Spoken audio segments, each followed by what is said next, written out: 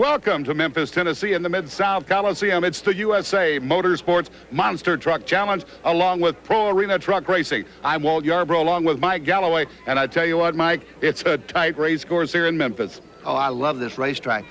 Memphis clay is probably as good as you'll ever find for racing. It's going to be a good bite, a lot of traction. We've got great monster trucks. We've got Snakebite, Bigfoot. We've got the Executioner, the Hall Brothers, Smokecraft trucks. Some fabulous trucks, and the arena is tight.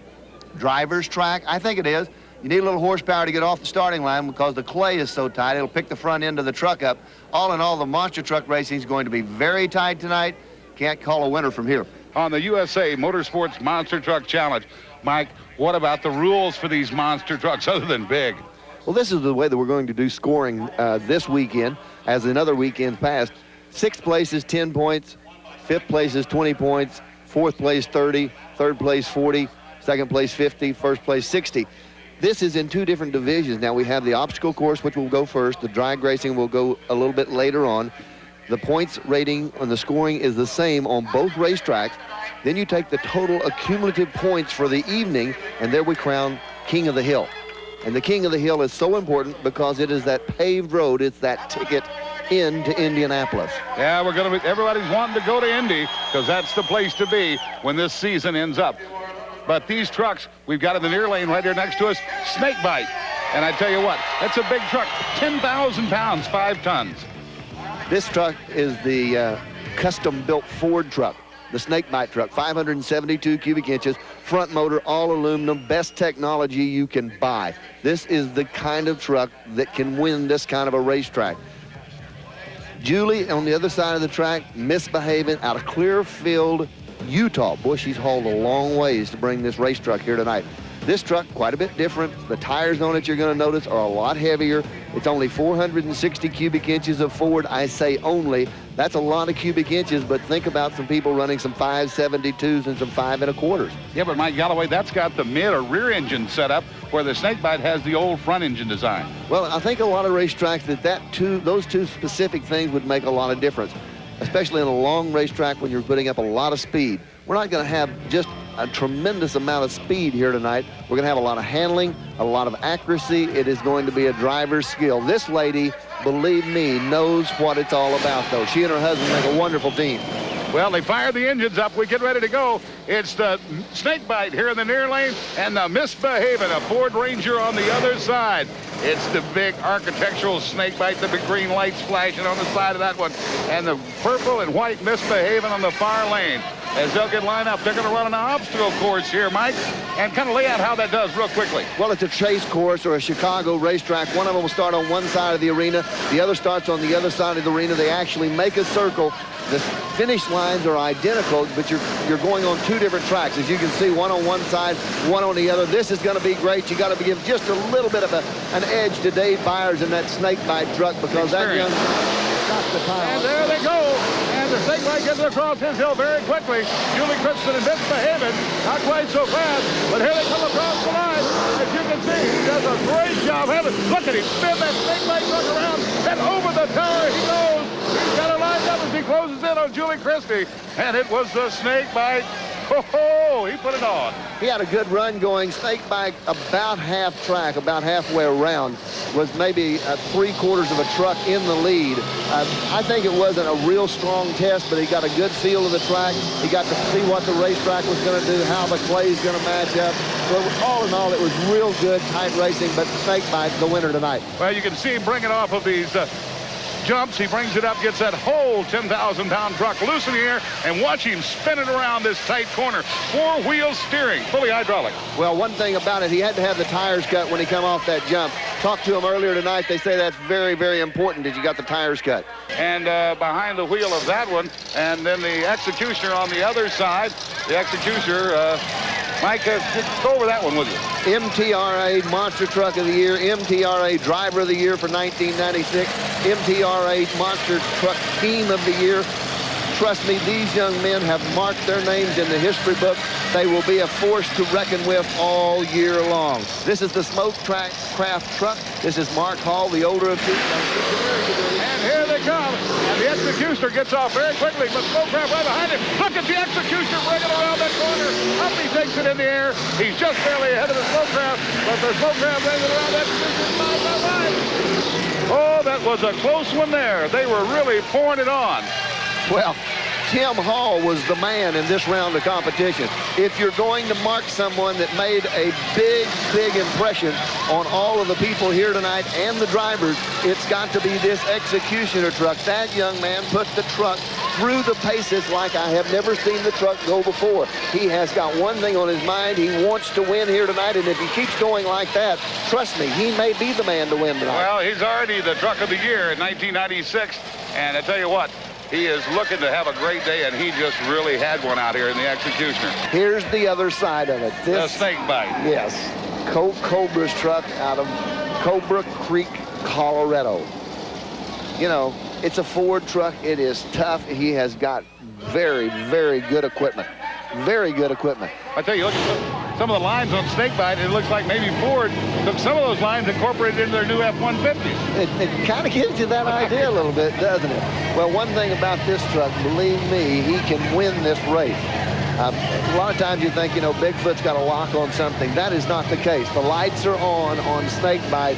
They pull them into stage. It will be, Walt, a great race. Minimum weight, 10,000 pounds, 5 tons apiece. 5 tons apiece. They're about to horse. Let's race them. And it looks like Snakebite got the jump on him, but it looks like he pinned it right up on the wheels as here they come across. It's very close. They're dead heat right now. They are absolutely dead. The lines of the fence looks like... oh, listen.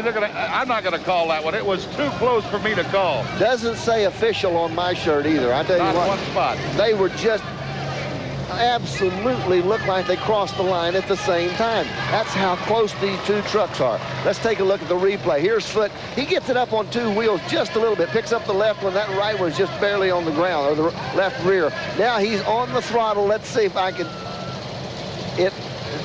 From my vantage point, and I'm not the official, but it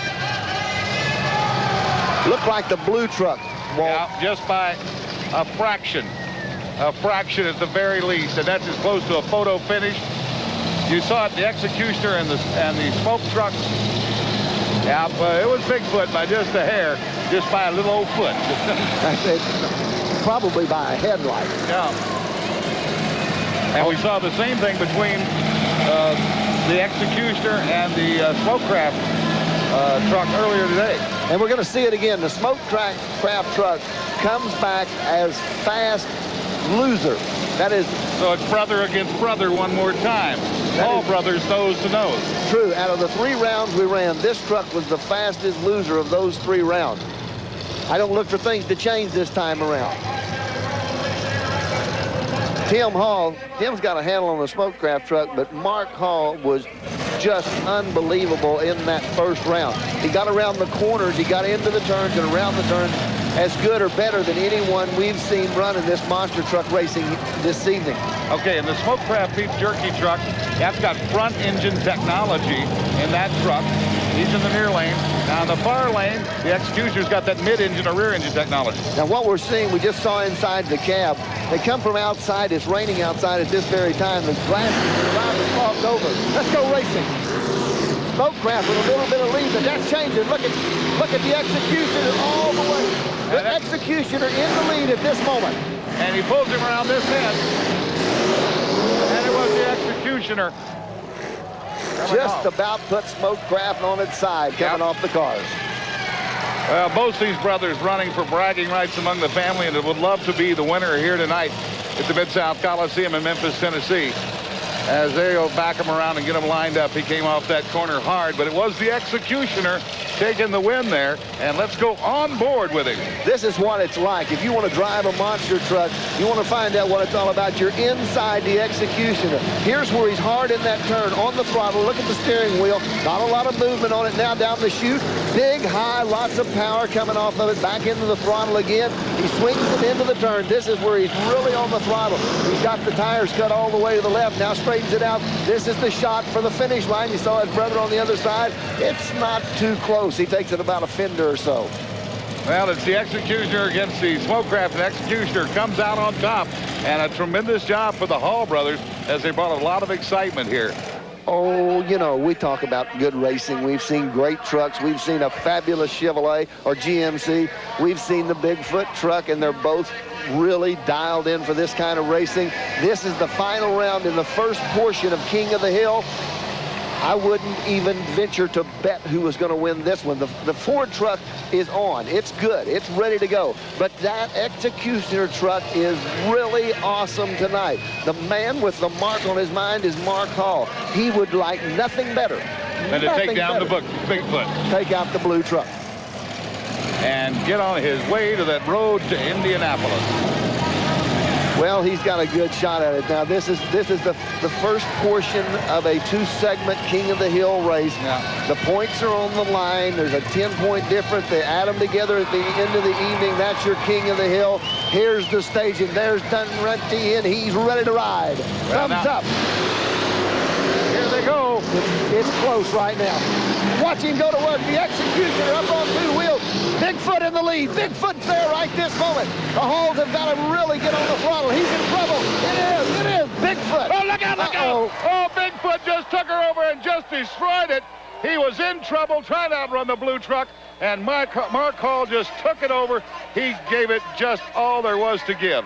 Well, they're over there checking on him right this moment. These trucks are not made to turn over, but they are made for the safety's sake if one of them's going to go over. And there are times, we just saw him do it. He's out of shape just a little bit here when he gets around this corner, but he's hard on the throttle. He wants to win this thing. See, he's going at it. Now he's over in trouble. He didn't make it around, and it's a roll over the cars. It's going to be a tough roll on that truck because he went on top of the car that you see laying over there. Didn't go all the way over, kind of slid off to the side. They're working getting him out of the truck. I would doubt very seriously if there's any problem. Here is the onboard camera. You're not going to see it any better than this. He's got it in trouble right there. He knows it when he does, and it rocks over on the side. Hey, great camera work right there. I don't want to be operating. I don't want to be the cameraman. But as you can see up here, as he took that rollover, the driver comes out of it. As the driver is out, he is okay. And everybody's very happy about that as he comes out of the truck. And I tell you what, some exciting racing here at the Mid-South Coliseum. Right now, Fred is downstairs with the survivor of that spill. Well, I got him right here, Mark Hall. Mark, we knew it'd be a fierce night of racing. Looks like you wanted that one pretty bad. What happened? Yeah, we wanted it hard there. We knew he was going to have to take out or pull out all the stops to beat Bigfoot there. I think I was okay over this set of, or coming into this set of cars, and I think I got a little close to the pole and was trying to make it up and made a big wide turn there, and I caught that other dirt hill over there. How much damage is done to the truck? Oh, just kind of looking at it. Don't look too bad. That happens. Usually a lot of fiberglass damage, but as far as the framework and everything, it holds up pretty good. All right, so you'll be back later? Yeah, we're going to try. Great. Mark Hall. And I tell you what, some exciting racing here at the Mid-South Coliseum. There is the Hall brothers truck.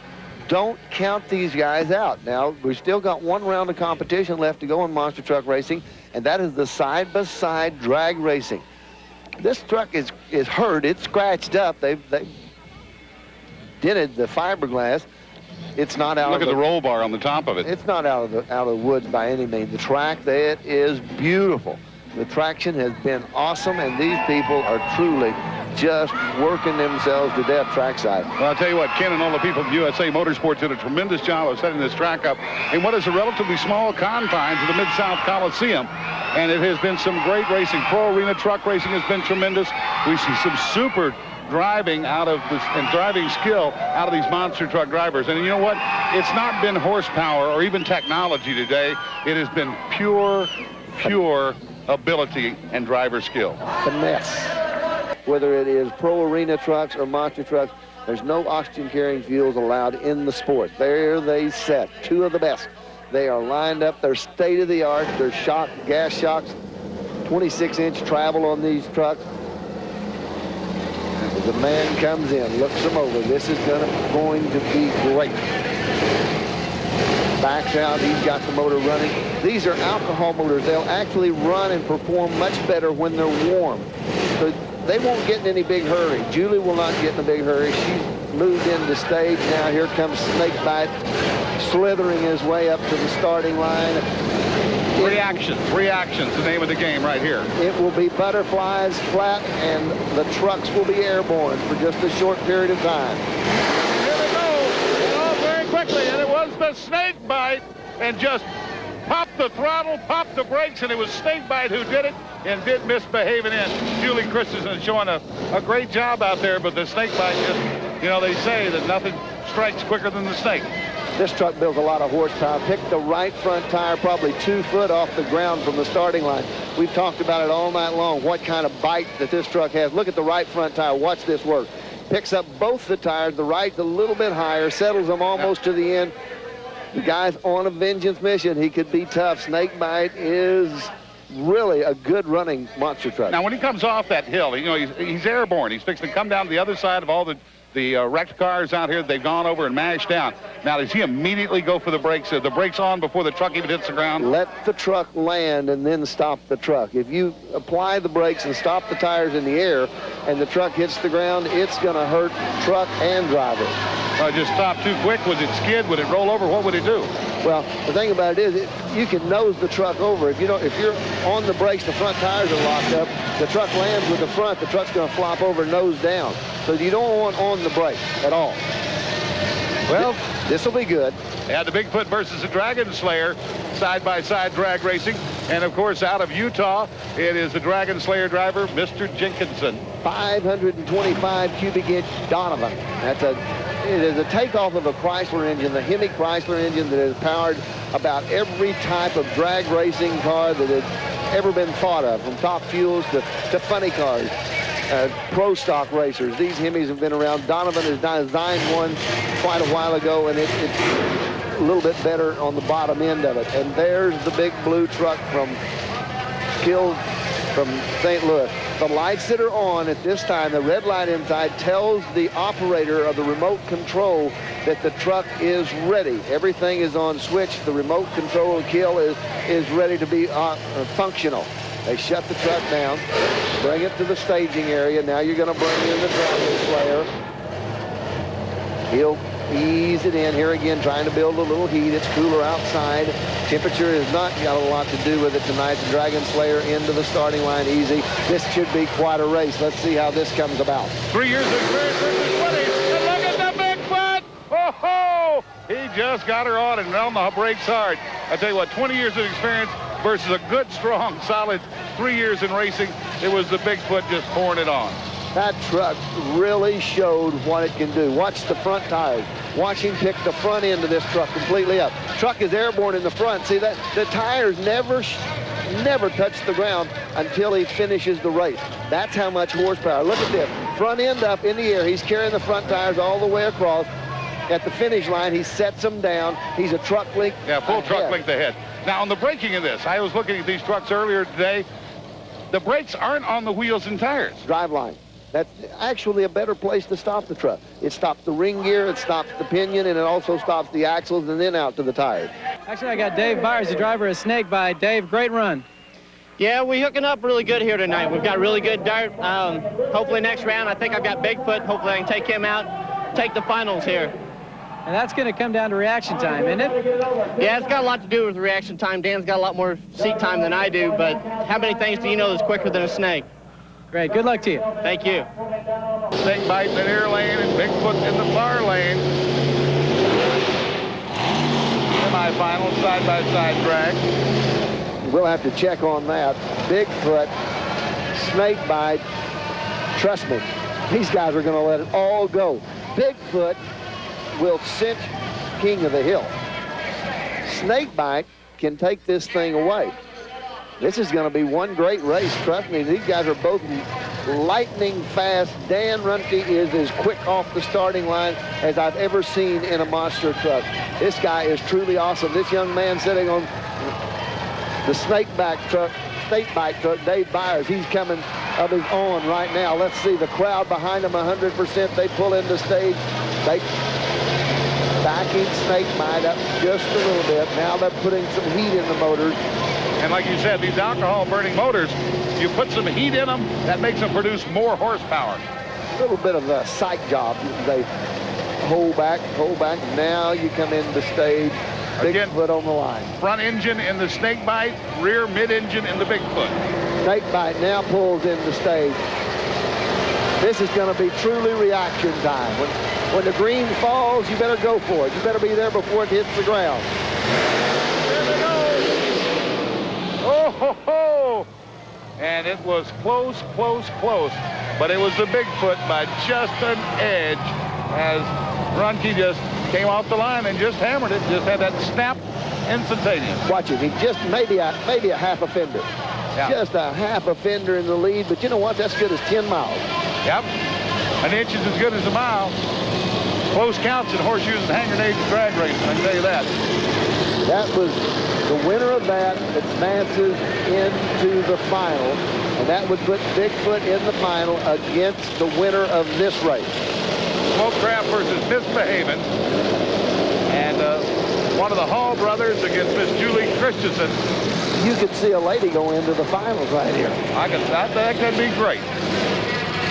Never count out the Hall boys. They are there every time. This truck, I think he told me, was built in 1990, but it's still a very tough truck. And, you know, we're not in the corners. We're not in the obstacle course. We're in the straight line drags. These Hall boys build some big horsepower motors, and the truck and chassis will hold the power. Because Misbehaving, Julie Christensen over there, she's only got a straight, basically kind of a stock 460 that's been blown and put on alcohol. So she's not making the big horsepower that the Smokecraft Jerky truck is making. 509 in the Smokecraft truck, motor set back. Gonna be a great race.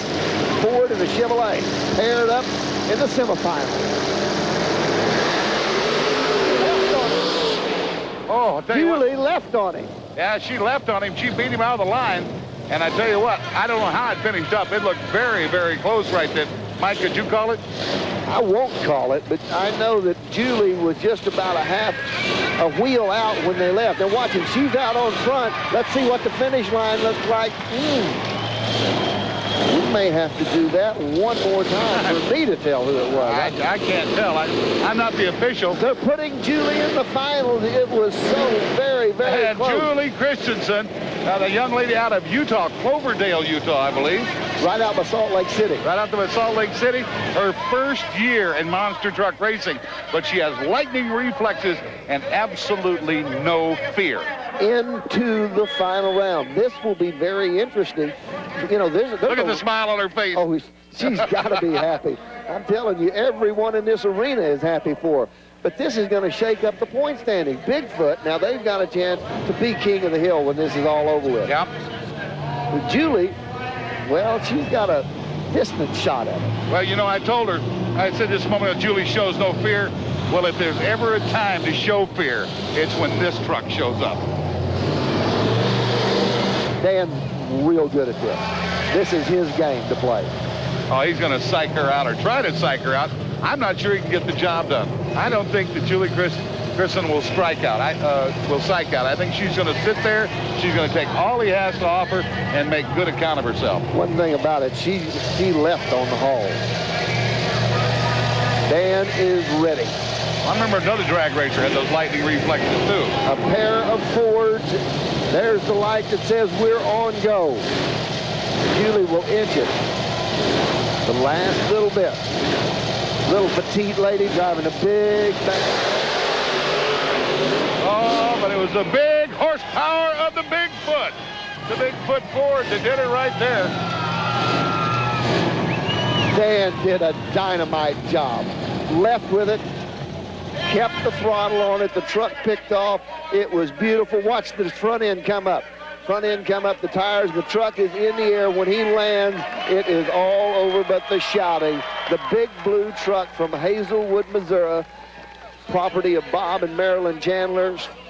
Strike another one for Bigfoot. And here they go again, side by side. They left nearly identically, but it was that big, giant horsepower and that well-designed and well-built truck, the Bigfoot. And I tell you what, he left it and took her right down the line. Both the trucks sitting side by side. I tell you what, the racing here at Mid-South Coliseum, when we came in there this evening, I looked at these small confines. I went, oh, this is not going to be a great place to race. But it has turned out to be a tremendous place to race. Boy, we have seen some absolutely fabulous competition. There's Dan. That young man is just, he's awesome. He's good, he's quick, he works well. There's Julie. They're both right there side by side. They got to be two happy monster truck racers. And let's go down to our man on the floor, Fred Bartson. Fred's down there with the two top winners. Yeah, I got him right here, the two finalists. Dan Runty, you're on top again. Bigfoot outstanding. Bigfoot did a good job for us here tonight. You know, we got a lot of people to thank. USA's doing a neat deal here, putting this racing thing together, and got a tough woman here too. What was the key to the run? Actually, like I said a little earlier, you know, it's just go out there, cut a good hole shot, hope everything works on the truck, because it's going to have to in this short a distance, or somebody like her will sneak up on you. Right. Julia, how'd you feel about the final? Pardon me? How'd you run in the final? It ran great. I knew Dan was quick on the line. I was just waiting for the green light to go and just nail it. That's a great run, a very exciting final, and back up to you, Walt. Well, I tell you what, the king of the hill with his ticket to Indy is the Bigfoot. As they just did a tremendous job. And I tell you what, Mike Galloway, you have really helped me out this evening as you have given us all the technical information. You are the doctor of truckology because you know it all. It has been so much fun. We've seen great pro arena trucks. We've seen absolutely the top of the line in pro arena trucks with the Ford truck winning that. We saw the monster trucks, best of the best in the monster truck world here tonight with Bigfoot taking the win there. Well, Dan Patrick has rebuilt the Sampson truck, and he is with us here in Des Moines. We're going to introduce you to him now with a guy who might find this warm weather kind of balmy to him. Our own Walt Yarborough is the third member of our crew. He comes from Minnesota. This is old hat for you, isn't it, Walt? Well, I tell you what, it is cold here in Des Moines, Iowa, but we're down here with the new Mighty Sampson and Dan Patrick. Dan, come here. We saw the footage of that wreck. It was something else, but this is a new rebuilt truck, and that's kind of what you do. You kind of rebuild trucks, don't you? Right. We build trucks anywhere from just the frames all the way to turnkey trucks where we drive them right into customers' trailers. And as you see in the footage, we test our own trucks. So we've been very fortunate. All the trucks I've built over the last 8 years, we've never had a driver injured in one. Well, that's excellent. Now, this is a kind of a test vehicle for you, the Mighty Sampson? We do a lot of testing with this. Also, we do testing with different customers. Depends on what part of the country they're at. If they don't race in a series that we're in, we ask them if they test for us. And so we've got several guys out there that actually test our products. And you've also built some of the chassis for the Bigfoot people. Right. I was with Bob Chandler for 3 years. We started building his tube chassis. What Bob would do is we would get together and we would draw stuff up. And I would take his ideas and make them into fiction or make them real, you know. Then he would go back, and so we worked together for several years, and we still work together. All right, Dan Patrick. I'll tell you what, the Mighty Sampson, Dan Patrick, will go back up to the Mean Machine, Ralph Shaheen, and to the Doctor of Truckology, the Professor. Go on, take it back, fellas. Well, the nicknames are flowing already, aren't they? Well, it's frozen outside, ready to get hot inside. Now, the other lane is the other truck. That is the Hall truck out of Champaign, Illinois. The Hall brothers. This is the Executioner truck, 95 Chevrolet, 509 cubic inch. This is also well, they put the big motor in, 572, 1600 horsepower truck. These guys are together, two trucks, two brothers. This young man is MTRA, Monster Truck Racing Association president of the Monster Truck Racing Association. And the other thing we need to explain off the bat here is that we're going to start with the obstacle course first. So they're not going to be running side by side, but they're going to finish that way. They difficult to explain, but they will leave facing each other. They also finish facing each other, but they'll make a complete loop around the arena before they get to the point for the finish line. The finish line down in the middle. The second set, when you're looking at your screen right now, the second set of poles are the finish lines straight across. The center cars that they're going to crush is the finish line area. Motors are fired, Ralph. They're ready. Well, the first ever live monster truck race being brought to you as a part of TNN's Motor Madness, the first of many live Friday nights of competition we're going to be bringing you all year long here on the Nashville Network as we continue to expand our live motor racing coverage for you. Walt Yarborough, Mike Galloway, and Ralph Shaheen, we're ready to bring it all to you. I hope it's warmer where you are. If it's not, we're about to heat it up. Here we go. All brothers leave well with the truck. You've got to land with your tires cut to the left on both sides of it. This is the first time they'll come back. They've got to go back to the respective set of cars before the finish line. And let's take a look. Looks like the equalizer was, whoa, we got a big problem for the Executioner. The Executioner, and that is something that is just unbelievable. I've never seen this kind of thing happen. But what happened, he hooked the left front tire, and I'm sure he hooked the left front tire in the trunk of one of the cars. Now, he's coming out of the truck. I'm sure he's not injured. There he is. Crawling out of the truck, looking over the top of it.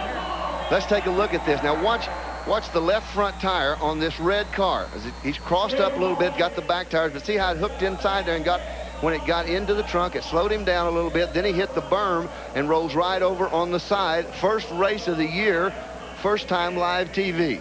Walt Yarborough's down there with our driver. How is he, Walt? Fine, Tim. What in the world happened? I don't know. I think the rear steering come around too far. Looks like we blew a tire off the wheel or something. So, man, that's the way it goes. You know, this is racing. It's tough here, and small arena trying to do well. But, oh, well, looks like it's not too bad. We'll fix her and try to be back later. So he's going to try to get the truck back together. Back up to you guys. Well, there you can see not only did he hit the rear of the trunk, but he did, as they would say in motocross racing, he kind of cased the jump with that big front tire, because that front tire got right into the side of the jump there, and it just didn't have enough to pull himself up out of the hole. So there is the wrecked Executioner of Tim Hall. He is upside down, and we're underway with exciting. We told you it'd be exciting. The next set of trucks getting set to go now. Dragon Slayer is the one you're looking at there. 1996 Chevy S10, 525 cubic inches, a Donovan-built engine, 1,600 horsepower. Now we're talking about horsepower. That's a big truck. That is Craig Christensen, Julie's husband. This is the little S10 truck, new S10 club cab truck. This truck really works well. Now, I got to tell you, this is my favorite. I know. The Bulldozer, man. This is a great-looking truck. Guy Wood out of Missouri. You love this truck. I do. I just love the look of this thing. And guess what? We got in Bulldozer camera. Look at this. We're going on board with the big steer. Well, this should be truly a lot of fun because, you know, where else could you see what actually goes on but inside the truck? Guy Wood ready to go. Brand new, first time out for this body, Ralph. Well, it's close off the line. Let's take a look halfway point. Maybe Guy Wood just a little bit in the lead. Dragon Slayer's going to need to stand on it. The Bulldozer looks, still just a little bit out. You line the poles up. Guy Wood got it crossways a little bit, but it's a Guy Wood's win. How about those big horns? Come on now, Mike. You got to love that horn. Well, look at that thing. I like it, Ralph. And it's a Chevrolet. You can see the design on it. I like it. But I'm not just crazy about it like you are. You know, I'm not planning on having one built to drive on the streets next week. Well, we're going to go on board with all those horsepowers and the big horns. Look, what's he doing inside the cockpit? He's working on his rear steering. He's operating the rear steering and operates off of a lever down on the bottom of it. He's finessing it around the corner. Now he's got his hands back on it. Goes to the rear steering again. Watch him. Now this brings the back of it around. It's electrical control through hydraulics. Now he just has to stand on the motor up over the cars, about 5 cars. Look how soft that landing was. It's amazing. There's a lot of work going on inside. It's not just a matter of standing on the gas on one of these big things. You really do have to drive. Everyone puts their steering in a different place. Guy Woods on the woods. Guy Woods is on the dash. Sometimes it's on the left door, so you control it with your thumb. We got to teach him how to come swinging out on the horn, though, not crawling out underneath. Got to come out through the window and swing on the horn. I think that would be good. Down here with Greg Christensen. Greg, the first man to fall victim to the new Bulldozer. But I tell you what, the accident must have had your attention. Yeah, it is. Anytime you see a truck roll over, it makes you real nervous. A lot of these guys have a lot of big sponsors on the line. I'm a privateer. If I crash my stuff, I got to go back home and repair it. I still got a lot of shows in front of me. I'm better off to use my head and pay the price and go out the first round. You never know, I might be able to come back as a fast loser. All right, well, that's Greg Christensen down here with the Dragon Slayer, the first victim of the Smokecraft Bulldozer. Hey, Walt, we can see your breath. Is it getting a little cool down there on the floor? Yes, sir. Mr. Sheen, it's getting very cold down here. We are set to get back underway with the Monster Truck Challenge portion of TNN's Motor Madness on this first ever live Friday night. You are looking at the Equalizer, which is going to go up against Samson here in round number 2 of the obstacle course. There's those big biceps of Samson. Dan Patrick and David Morris. This is going to be a great race. Not a good race. I mean a great race. These guys are both pros. Look how he comes off of it. Got through the turn better. He's ahead of Patrick. I do believe at this time, but right now it's going to be to the final round. Patrick takes out a pole. I think Equalizer put him away. I do too. David Morris, even though Patrick took out the pole, got a little short shot on it, Morris comes back, hammers it. He's there. Let's see what happens. Take a look at the finish line again. Whichever one crosses those poles first, yeah, it's Equalizer. About a half a fender. You know what? Good as mild. Here it comes. You know, Ralph, I like it now. You know, no. You are a monster truck traditionalist. That's what it comes down to. If there is such a thing, Mike Galloway, you are a monster truck traditionalist, and that is okay. Mike Galloway likes the more normal-looking, truck-looking type of monster truck, such as Equalizer or Dragon Slayer.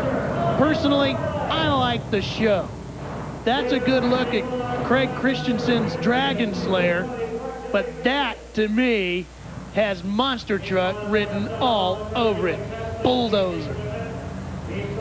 Well, I'm into it, man. It's a big bulldozer. I love the horns, man, and the ears on the C-pillar. Yeah, you like it all. Yeah, I go for the whole thing. Well, we're inside.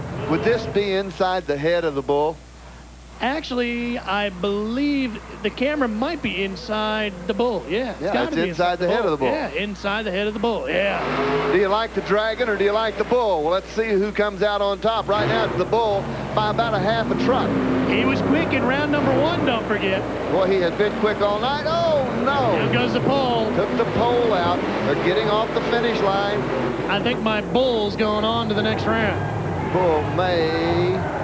Well, I'm going to have to see this. I mean, these guys will get an official call from the... Look at the fake hair, man. You got to love the... See the ears back there on the bead pillar? You're loving every bit of it, aren't you, Ralph? Love this truck. Dragon Slayer's a good truck. He's quick. Donovan. Good race. It has a Donovan in it. Let's see. Right at the finish line. Now we'll find out which one. Was it the Dragon Slayer? Oh, that's close. We're going to have to get some kind of official word from the USA people. Suspension cam. Look at this.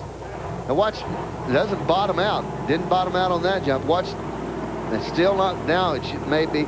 No. That is great working suspension. There's a stopper on it. That is the big black thing in the middle of the screen that would come down and hit the axle itself if it bottomed out. That truck never bottomed out. The shocks are working just the way they should, just kind of floating, letting the drivers live. Actually had about another 3 inches of travel if he needed it, which in a truck this size is quite a bit. Now there's in car with Dragon Slayer. That's in truck, Ralph. In truck, yes. Yeah, in truck with.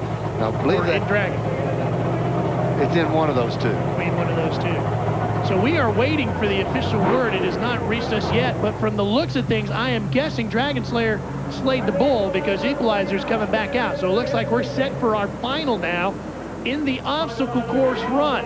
It will be Equalizer up against Dragon Slayer. Good race. Very, very, very good race. David Morris, he has done this so many times. If you're going to talk about experience, David Morris probably has more years on the in the driving seat than the Dragon Slayer. Both the trucks have real good acceleration. They're both getting around the courses tightly. They know that they got to come off the turns with the wheels cut to the left to get around the tight course. We've seen a couple of that didn't make that. So it should, all in all, Ralph, I'd say it's going to be a great race. Not a good one, another great one. Should be a great matchup as you go on board with the Dragon Slayer, ready to work those rear steers. Up in the left-hand corner, you see the Equalizer pulling into stage. Morris is ready. There it is. The Dragon ready to slay the Equalizers. Run away with the obstacle course final. Boy, Equalizer is out by about a half a truck at that line. David Morris is just really doing a great job. Now probably a full truck length. This looks like a David Morris. Oh, he died! The truck stalled. Equalizer had him in the gun sights. Mikey had him dead to rights. It was there, but, you know, as we've said so many times, it's what racing is all about. He's fired it up. It's going. It wasn't anything real disastrous on the truck, but there's your winner. Look at this. Equalizer's moving. David, now watch the rear steering. He's operating that with that right hand and reaches up, makes the turn. Now you've got to think that he's looking for David Morris as he looks to the left. Morris is at the finish line, just now getting to the cars, but Morris cannot cross the finish line. never, ever give up. And that's what the Dragon Slayer learned there. As you go on board with the winner, and the 60 points will go to the Dragon Slayer as we work our way towards the King of the Hill. And again, very important picking up those 60 points tonight. If Craig Christensen can come back and win the drag racing portion with our monster trucks, he'll leave here with 120 points and a bye at the big finale at Indianapolis. You know, and he really doesn't have to out and out win that drag racing. He has to show well in it. You know, if he makes 2 rounds, he's got a good shot at King of the Hill tonight. Go ahead, Walt. I'm down here with David Morris. And David, you had it all won. What in the world happened? I don't know. The temperatures here are so cold. We may have a fuel problem. When it went into turn down there, the motor died, and it never did come back on me until it was too late. So that's the brakes. Well, I tell you what, your equalizer looked great, but it was the Dragon Slayer who took it all today. Yeah, there's a lot of good guys running here tonight, and you know, you can't give any of them any slack, and you have a problem, and it's over with then. Okay, well, it was the equalizer shutting down right at the finish line, and it was Christensen that took it all. Back up to you, Ralph Sheen. Right now, we got to go back out to Des Moines, Iowa for some more monster truck action. What do you got going, Ralph? That looks good. Well, Well, while the rest of the fans went to the concession stand, look what our guy Walt Yarborough did. He went to the same place. That'll be 3 hot dogs, please, a couple of those red whips over there, and yeah, let me grab a couple of these big tubs of popcorn. You betcha. Yeah, I don't think. And a Diet Coke. That's exactly. The other night at dinner, Walt had page 3 and 2 of the menu with the Diet Coke. All right, we're going to go drag racing with our monster trucks, of course. Those knuckles on the front meaning Samson back out up against the female, Misbehaving. Diamond Dan Patrick go up against the beautiful Misbehaving truck, and should be good. Dan needs really hard on the throttle. Left her at the lights. Ooh, did he shut the Hemi down? That's the thing. He left her at the lights, but he used up every bit of the finish line area to get shut down. That cameraman's eyes were just probably as big as the camera lens. There's a look at the Samson truck. Now watch this. He launches beautifully. Picks the right front up. The truck leaves hard, lands very well. Watch him come in and try to put this truck to a stop. Front end comes down on it, just getting rid of some energy. Picks the right front completely off of the ground, and he had just covered Misbehaving before this is over with. That truck performs and runs about as good as any truck you're going to see. This is the bulldozer truck with the beautiful head of the bull on it. I love the ears on the beat pillar. I mean, that is just classic. Look at that. You like that? I do like this truck. The truck grows on you. It does. It's fun. That's what it is. It is fun, but you know why it can be fun? It's fast. Yes. Yeah. And we saw this truck going very well as he's going to go up against Dragon Slayer, the truck that won our obstacle course competition. The bulldozer truck was quick off the line at the start of the obstacle course competition, so he could be a real player here as you look at our suspension cam in the drag racing competition. All you need to be is quick off the line. It doesn't take long in the drag racing portion of it. You leave hard, finish hard, you're there. And Guy Wood is great when it gets into this part of it. So in the near lane, it is the bulldozer. In the far lane, it will be the Dragon Slayer. Side by side, and it should be a great race. Let's see if Guy can get it off the line. The horns will move on. It's a good race, though. A very good race. In monster truck racing, it is short. You need that instant response from the starting line area. You want the truck to squat, hook, and fly. And that's what it did. So it will be... Here's a look at the replay. Now watch how that big bulldozer just settles right into the ground. See that rear end just sit right down? Look at the difference in the nose compared to the Dragon Slayer. Bulldozer down, Dragon Slayer up. In that particular part of it, you wanted the nose down. Guy parks the bull. Nose down means the truck is going forward, which is exactly what you needed to do. This is in car in the Dragon Slayer. All airborne right there. That's when it lands. And see how smooth it lands? No bouncing around, no hard to control. It lands smooth. He applies the brakes, shuts the truck down with absolutely no problem at all. Doesn't Is look that like a cavity? I was going to say, it doesn't look like any cavities. Nope. You can see how the driver's at the climb out of the bottom. I'm down here with Guy Wood, the driver of the Old Boy Alberto Smoke Craft Bulldozer. I tell you what, the bull is just stomping. Yeah, we had a little trouble that second round. We got a little crossed up. Craig got me on that one, and now we came out and we're doing the straight line racing, and it's a horsepower course is what it is right now. Well, he had great horsepower. Back to the high horsepower of Ralph Shaheen. Craig, you've been racing 4 months against her. Has she beat you yet? No, she hasn't yet. Well, what are you going to do when she does? I guess we'll have to slow her down because everything's fine as long as I keep winning. But no, in all reality, I hope the best that she does, but she'll have to get used to what she's got, and then we'll give her a little more horsepower. That way they don't use that I have the big motor and she has the little motor against us. It's Sampson, but you're looking at Equalizer, which is in the far lane. David Morris, ready to go. Springfield, Tennessee, the name. Just the edge. Dan Patrick, those big biceps bulging and ready to go. What do you like in this one? Ooh, I'd like to pick a winner, and I feel sure that it'll be the Chevrolet. I'm real positive about that part. That's why we call you the professor of trichology. You don't miss a bit. Don't miss a trick, do I, Ralph? It's just right on the line. Now they move in ever so slowly.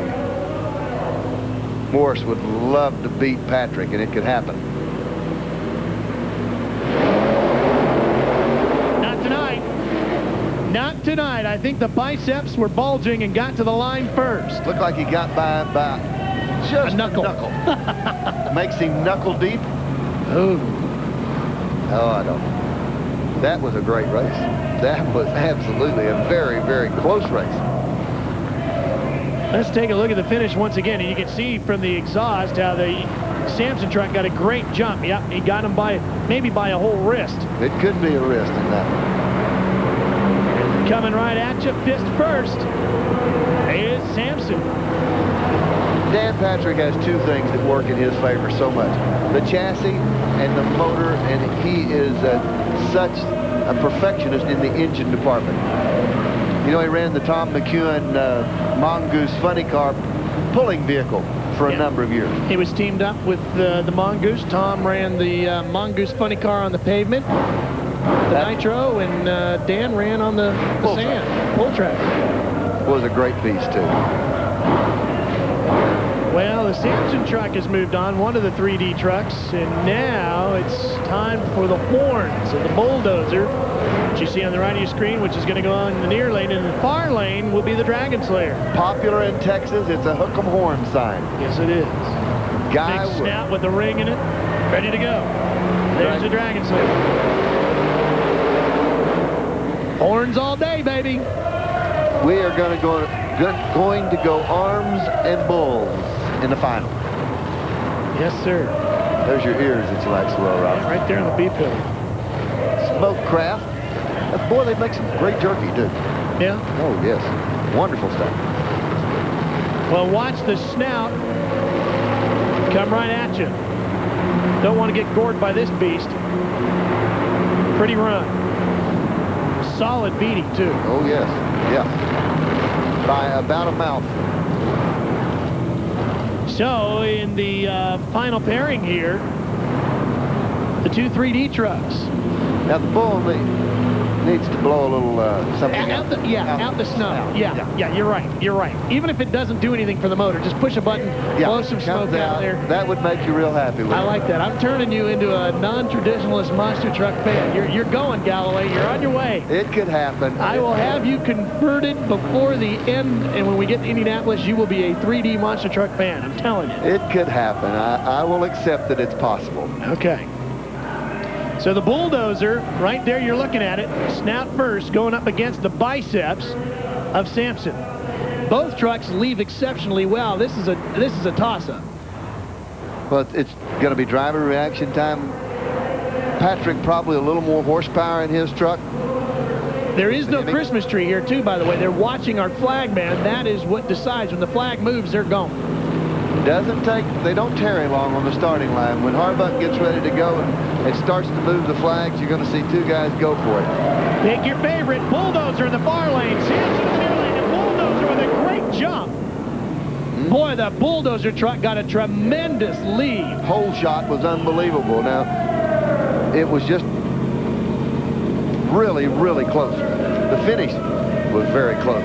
Did he leave a little early? That's going to be a decision. Let's see.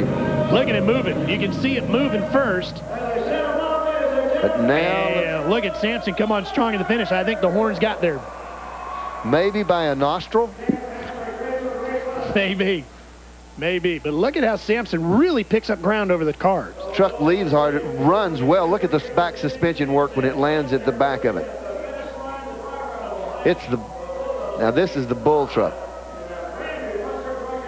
Doesn't land like that. Comes off the car. Kind of died, didn't it, at the end there? And I think that's why Patrick came onto him quick. I think that the motor may have gone away on this truck right there at the ending. Well, let's go down to Walt Yarborough and find out what they've decided. Is it the horns or is it the biceps? Well, it is the horns that was the winner. And I tell you what, Bulldozer, his first time out on live television. Guy Wood, what a job you did.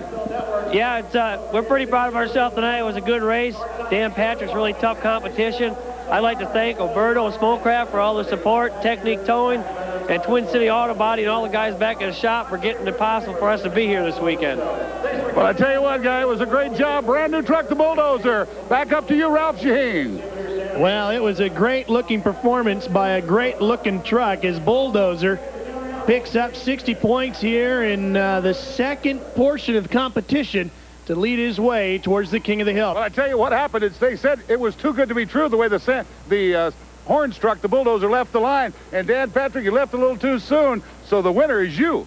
Well, I looked over, he got a little early, but see, we only got about 20 feet in the air, so if you just, a split second can make the difference between a win or a lose. So you had the flag all dialed in. He jumped the flag, so you get the win. Take him any way you can get him, huh? Well, you don't like taking that way, but we'll take them. Okay, well, I'm down here with Dan Patrick. He's the overall winner in the side-by-side racing. Ralph Shaheen, back up to you if you got the points for the King of the Hill. Well, Walt, we have been given by the officials at USA the final rundown of the King of the Hill standings. Remember, we're trying to figure out which truck is going to get a bye when they get to Indianapolis. But, Mike, I have to believe with Dan Patrick winning here and running fairly well in the obstacle course portion, I think he's probably going to come out of this as King of the Hill and get that bye at Indy. Oh, I think so. I think that Dan just walks in pretty easy this time around. Very good racing, and the points were close, but I do feel like Dan will be King of the Hill out of this. I don't think Bulldozer is done yet. We'll see him some more before the tour is over, and we finally pull into Indianapolis to wrap up our Monster Truck Challenge here in the Friday. We're told now, believe it or not, we're both wrong. Dragon Slayer will get the bye at Indianapolis. So he is the King of the Hill, Walt.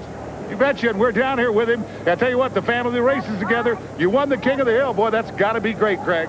Yeah, it is. I got to thank everybody that helps out. You know, we got a lot of guys that are here with us. We got a lot of guys back home that do a lot of time and spend a lot of their own time and effort helping us out. And if it wasn't for them, we wouldn't be here today to be King of the Hill. Well, I'll tell you what, that gives you a bye. You're on the road to Indy. Well, that's what we needed, and just another excuse to come back out here to the cold, I guess. All right, Craig Christensen, our King of the Hill. Ralph Shaheen, Mike Galloway, back up to you, fellas. Been a great night. Well, he was the winner of the obstacle course portion, and he ran well enough in the drag racing portion, getting into the semis. That earned him enough points to wrap up King of the Hill here tonight. Well, that was a big problem for Executioner last week. I think we got a big problem for the rest of the competition here tonight, Mike. Called Bigfoot, maybe? Yeah. Blue Ford truck, when you kick that out of the trailer, you got competition. He's not by himself tonight. We've got 4 great trucks. New truck we haven't seen, well, a Virginia Giant, Deal Wilson out of Winchester, Virginia. Deal's going to be good. He's a strong running Ford. All in all, Ralph, probably one of the best classes we've had. T&M Motorsports fans last week, for the first time ever, saw pro arena trucks. Well, we are just moments away from getting underway with our first race of the night. Who do you like in this one? Oh, don't put me on the bubble like that, but no doubt about it, I think I'm going to have to go to the Sampson truck. Ran this course last week, changed the motor just a little bit, did a couple of burnouts a while ago, just checking the track and kind of getting the cars prepped, and it showed a lot of horsepower right off the line. The other thing about this, if you're watching monster truck racing for the first time, this is a pretty busy cockpit as you get a look at it right there. The drivers not only steer from the front, but from the back. And this is a two-handed situation. Most of the drivers steer with the right hand, and then over on the left side of the truck, and this is just some of the drivers, left side, whichever makes them comfortable, there's a toggle switch. Lean it forward, the tires will turn to the back, right in the back. Lean it the other way, they'll turn to the left. It is a situation where you're steering the front and the back of it. And if you don't do that, you're not going to be able to get around these curves that we've got here tonight, the very tight courses that we have. That's Dale Wilson with his big Ohio George Montgomery Ford motor. Dale is, you mentioned it, in the paint and body business. That's why you're going to see a truck as pretty as this. It is beautiful. Well, that is the sound that we've been waiting on, Ralph. It's horsepower time. Those big alcohol motors starting to come to life as we get set to go with the first round of obstacle course racing. We've got 2 Fords and 2 Chevys. The Virginia Giant, of course, one of the big Ford F-250s, the 1995 edition. Dale Wilson's machine. And then Dan Patrick out there with the big Samson Chevy. Well, the Patrick is ready to go. Now, they both came out and packed down a little bit in the first car. Both rolled up a couple of times to get the launching pad set to go. Well, you said it right, Ralph. The launching pad it is. They'll be airborne off the first car. They will clear all 5 cars, and then they need to land and fire that. Dale Wilson leads just a little bit. Sampson out in front. Sampson's got about half the truck on him. Dale's having some problems. The truck just not running the way it should. Picking up the left front tire. He's got all kinds of problems for Dale Wilson and the big Virginia Giant, and it looks like Sampson is going to easily move on now to round number 2 and a shot at the win here in the obstacle course, and those very important 60 points. Dan Patrick would love to win this. It would take part of the pressure of it. Here's Sampson. He turns, great turn, a little bit of horsepower, a lot of air. I think at that time he sees that Dale's in trouble. Dale is down at the other end of the track. I think Dan sees he's in trouble. He backs out, just lands real easy. So the big biceps will move on to the final round of the obstacle course. And who will he match up against?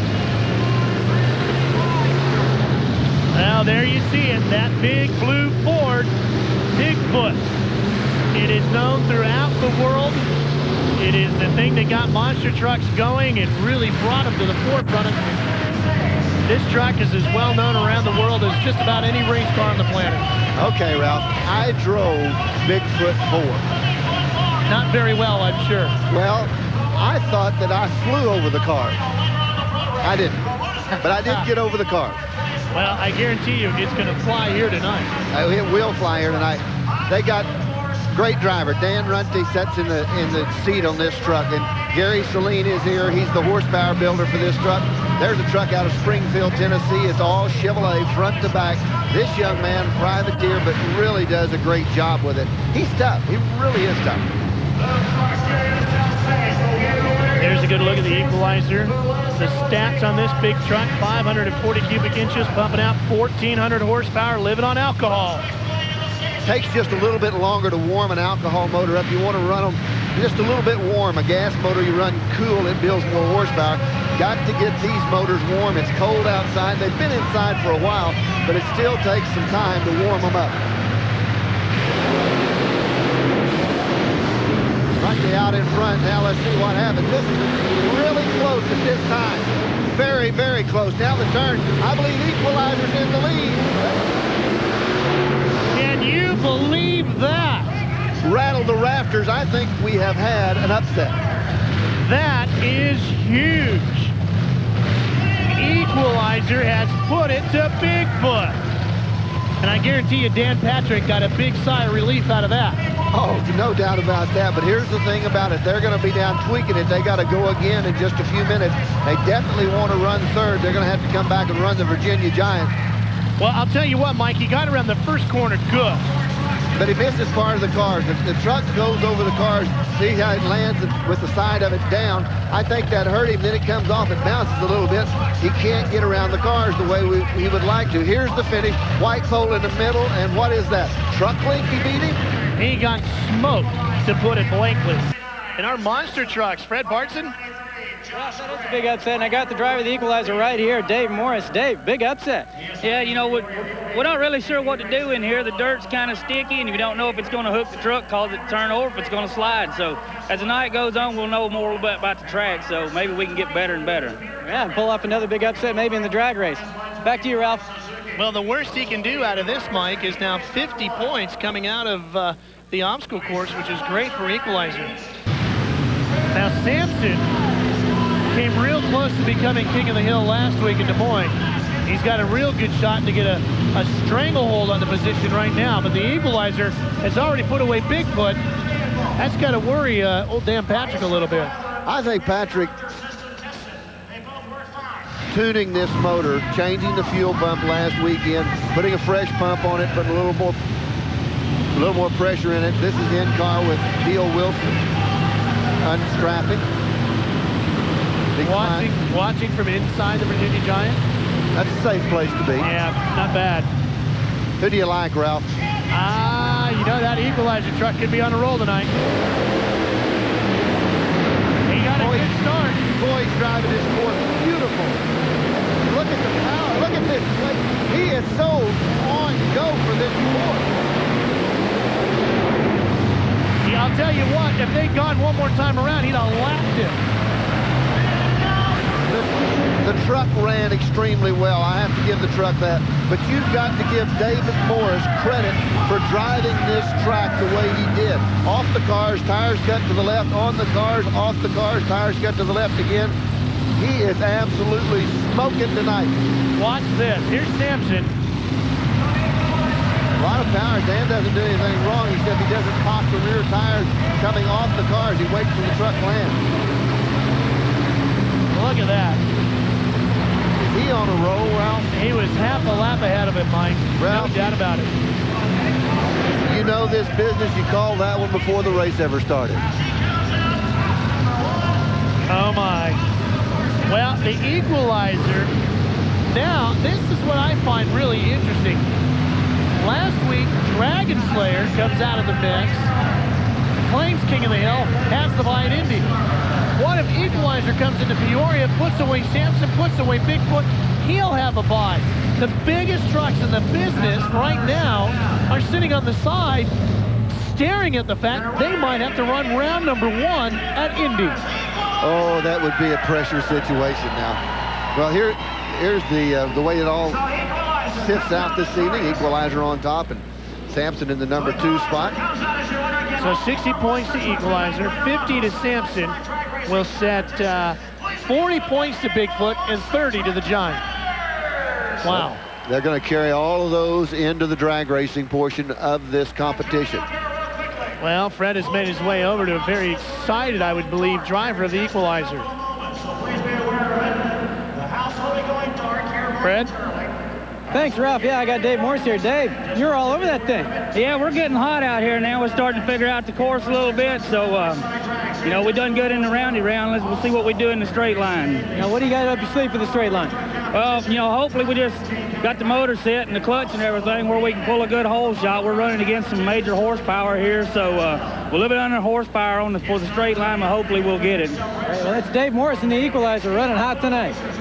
Well, I think he's going to be a strong contender in the drag racing portion of the program because his truck's been launching well, but the truck that really did launch well early on, didn't turn real good, but launched real well, was the Bigfoot truck. So we'll have to keep our eyes on that as we get set for the drag racing portion of the Monster Truck Challenge yet to go here from the Peoria Civic Center.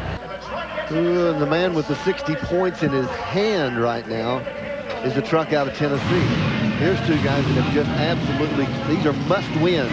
They advance every time. You've got to go a little bit more, a little further. Showed that graphic with Deal being an NTPA, a National Tractor Puller. He was a Grand National Truck Puller with the Virginia Giant. And Dan Patrick in the far lane, and it's the Virginia Giant in the near lane. And he was also a tractor puller. So we got a couple of ex-tractor pullers moved over to Monster Truck Racer. Oh, good shot. This is going to really show what goes on. This is all down to getting that truck to squat down on the track and get a good drive out of the dirt. Absolutely leave hard. That's what he does. Well, the Giant took off pretty good. He left hard. Boy, did he ever. That was a very close race right at the finish also. The Giant gets credited with the win. So he'll move on to the finals. Now he's staring at a minimum of 50 points, so he's in great shape. Let's take a look at the replay here. Look how good the Virginia Giant leaves. Look at that. That truck transfers weight. It's a close race, but Deal really, just noses the Sampson truck out a couple of inches. The problem Sampson had, Mike, was at the end there, he was still climbing while the nose of the Giant was crossing the line. Also, the dirt over on the side where Sampson left from looks like it tore up much more than it did on our side of the track. Absolutely. It could be loose on that side, and that's going to be tough on everyone. If that's the case, the equalizer goes into that loose lane, and it could hurt him a lot. Now, both of these trucks, Bigfoot and Equalizer, were the best levers out of the obstacle course. This is what Bigfoot needs, though. Bigfoot needs to knock Equalizer out now. Put him in the loser bracket where he can only get a maximum of 40 points.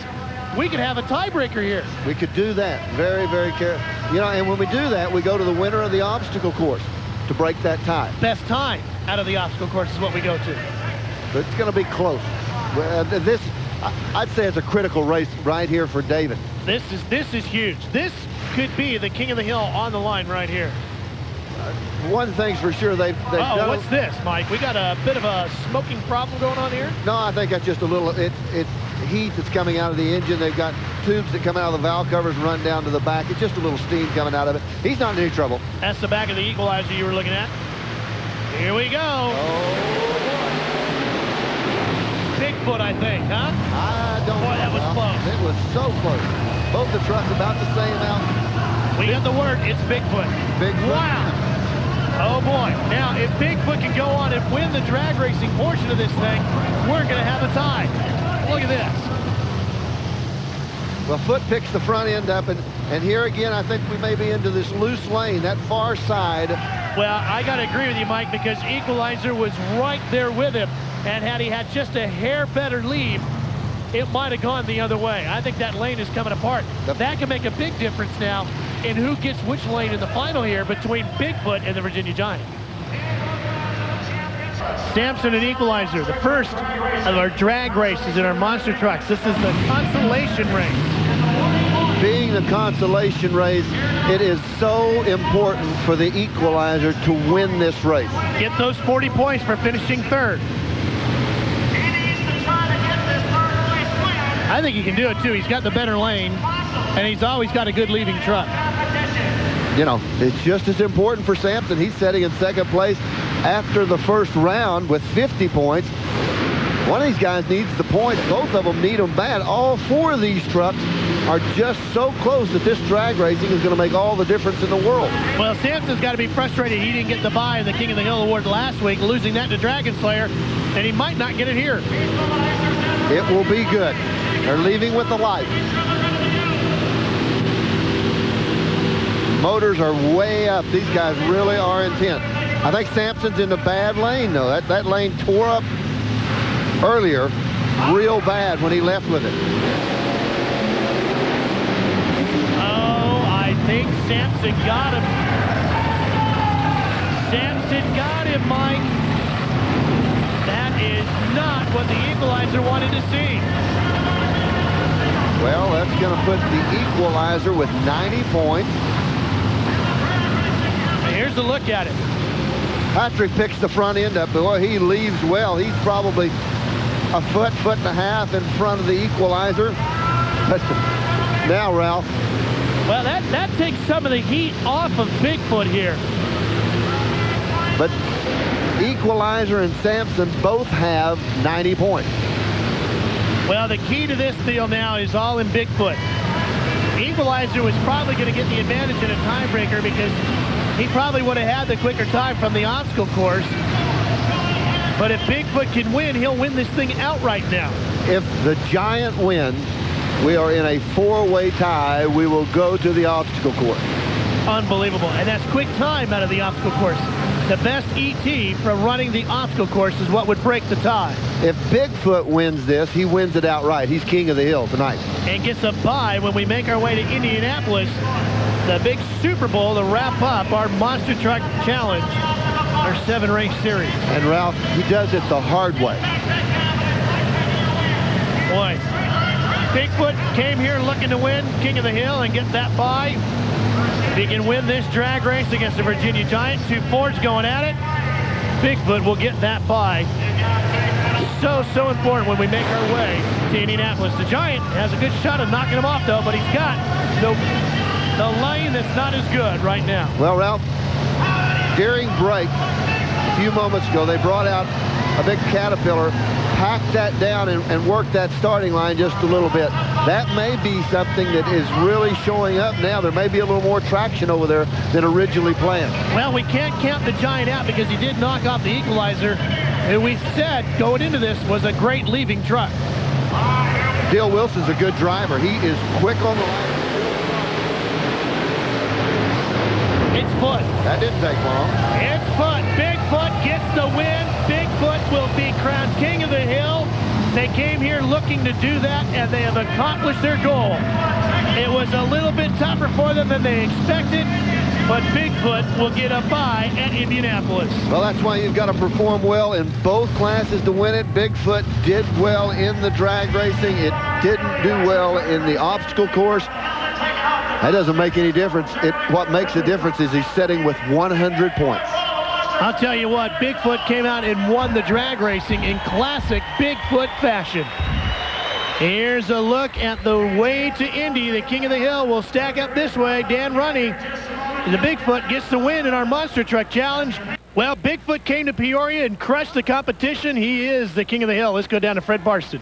That's right. He's in a familiar position. Dan Rente, he ran great, but he had a slow start. Yeah, we were a little slow starting. You know, me and the truck didn't quite get it together. Ford Bigfoot, you know, Firestone tires, it helps us out in these small buildings. It makes it tough. Took number one here in the end again. Good. King of the Hill again. Back to you, Ralph. Hi, Randy. Hey, Katie. I'll tell you what, I've done races from a lot of different venues in my day. I've done them in gigantic outdoor facilities like Daytona and little indoor places like Peoria, Illinois. But I don't know about you, Mike Galloway, our professor of truckology. I've never done something that was kind of halfway in between. What is this place? Oh, this is great, Ralph. It's got bucket chutes right below us. It's got a dirt floor in it, and this is perfect for monster trucks and pro arenas. Now, I also understand there are two different kinds of dirt. There is car racing dirt, and there is rodeo dirt. And here in Beaumont, we have rodeo dirt. What's the difference, Professor? Well, that's true. This is rodeo dirt. It has fertile compaction in it, Ralph. Only the way a professor can describe it. Randy, Katie? Yeah, well, fertile compaction. What does that mean? I don't know. It might have something to do with where they ate today, but I'm really not sure. Coming back. That is the executioner behind the wheel of that big beast, Mark Hall. Yeah, Mark Hall and his brother on the other side. With Smokecraft, Tim Hall. Mark said neither one of these guys got a win this year, Ralph. And you know, we've got the greatest trucks in the world here tonight. I thought sure by this time, both of these guys would have notched a win and get that guaranteed spot. Just hasn't had it. Jerky Maker, the Smokecraft backed entry. The other Hall brother, Tim Hall, driving this one. 1,600 horsepower in this one, 200 more than his brothers. Guess we know which one is the older brother, right? Yeah, there you go. Well, it's not. The older brother actually does all the tuning and building on these trucks. The younger brother does the driving of them.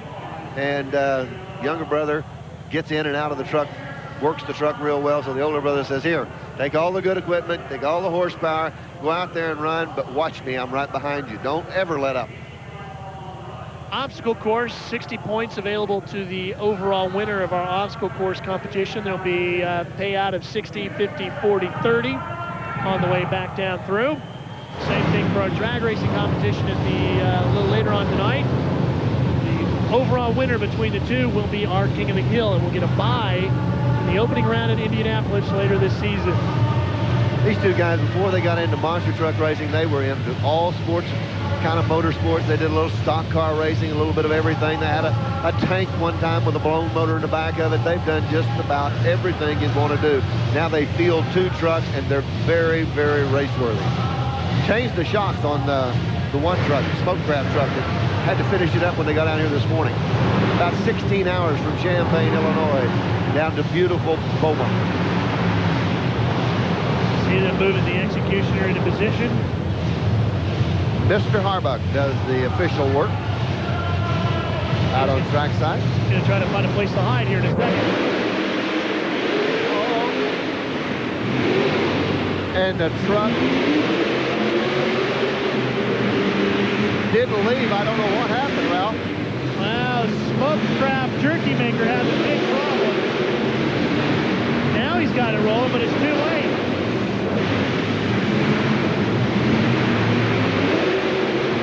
I cannot imagine what happened to the Smoke Crab truck. The truck sounded like it was running. I don't know that he was having a banana Slurpee or what he was doing, sitting there resting or what happened, but he just didn't leave. A banana Slurpee. You never had a banana Slurpee? No, but if he had one, that is exactly why his truck didn't run. Who would eat a banana Slurpee, Galloway? Galloway? Yeah, exactly. The Smoke Crab truck, that was really strange. It sounded fine. Now watch the flagman. Lots of movement in the flagman. He was ready to go, Ralph. The truck just didn't want to leave the starting line. I don't know whether the shifter might have moved on it. It was in neutral. Must have been a gearing problem of some sort, I would think. Later on, he does get the truck running, but it's just way too late. Well, and once it went pretty good. So it seems like it must have been some sort of a gearing problem. Well, oh, I know, Ralph. I know. You don't have to tell me you love it. My man, Guy Wood, and the Bulldozer. And, folks, as always here on TNN Motorsports, we have breaking news for you. As you take a look at David Morris and the Equalizer, I had a one-on-one conversation with Guy Wood, and he told me he's been doing a lot of research and development. He's going to have smoke blown out of the nostrils of the Bulldozer shortly. Oh, then that thrills you to death, doesn't it, Ralph? To no end. I can see the gleam in your eye. I am much more excited about that than the possibility of ever having a banana Slurpee, let me tell you. Ralph, the Bulldozer won't make the cut tonight. He's winning it all. Here we go.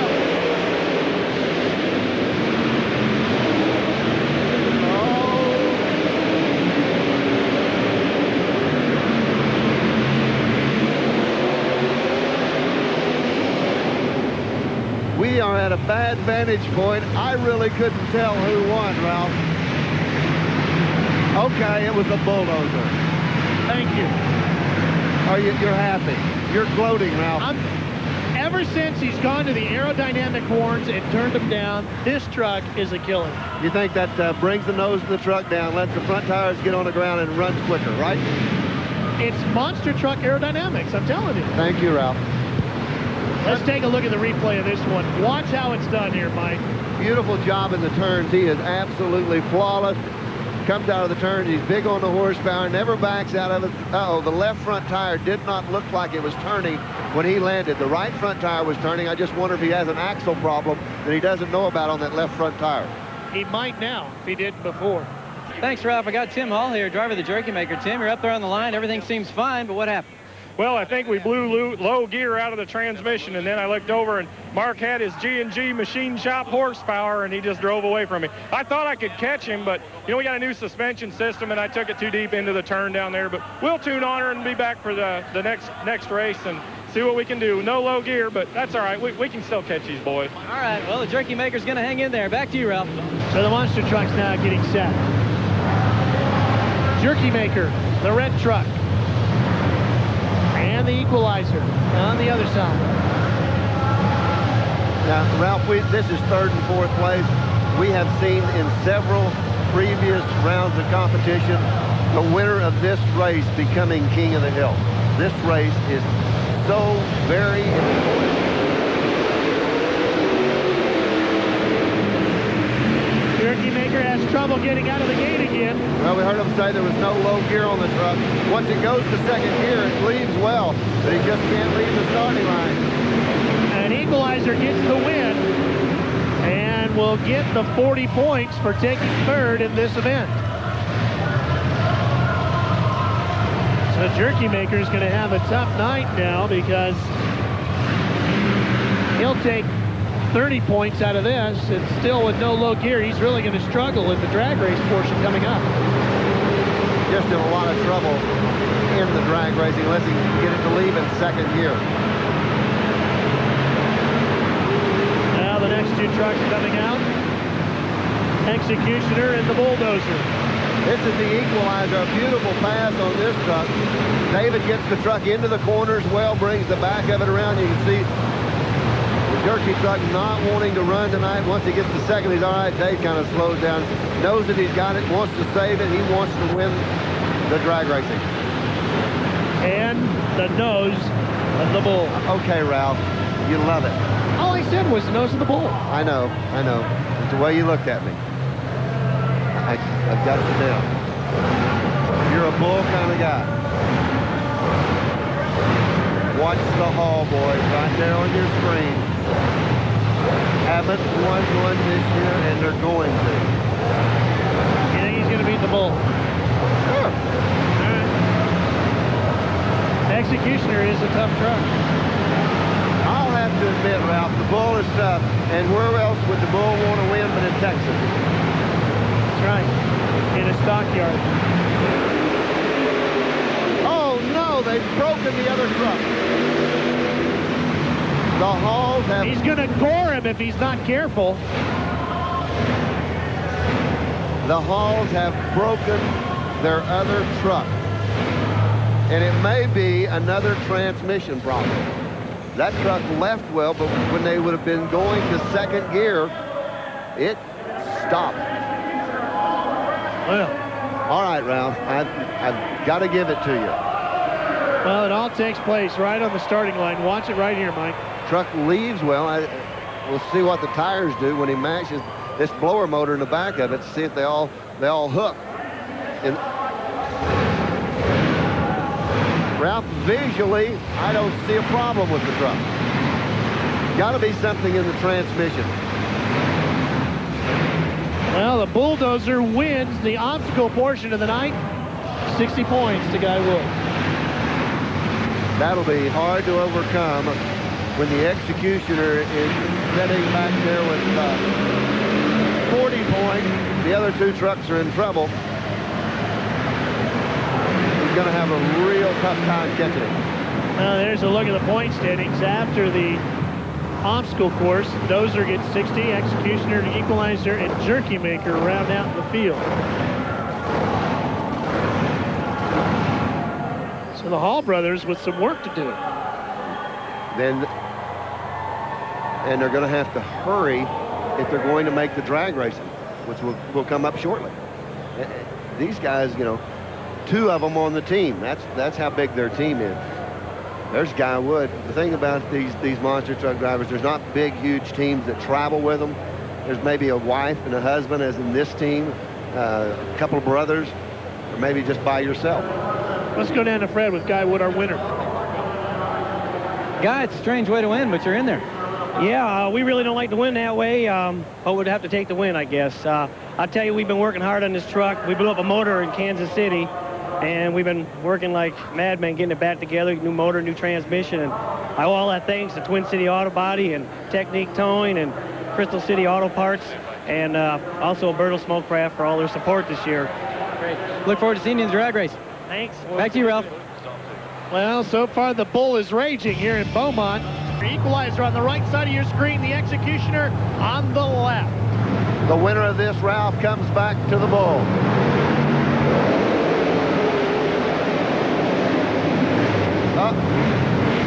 And almost into our lap goes the Executioner. I thought he was coming up here with you. Boy, he stuffed a hole shot on that one. That was a great hole shot. He sure did. Watch the Executioner launch out of this one. Pretty good 50-cent part. Take a look at that. He leaves a truck leak on him. We'll go on board with it.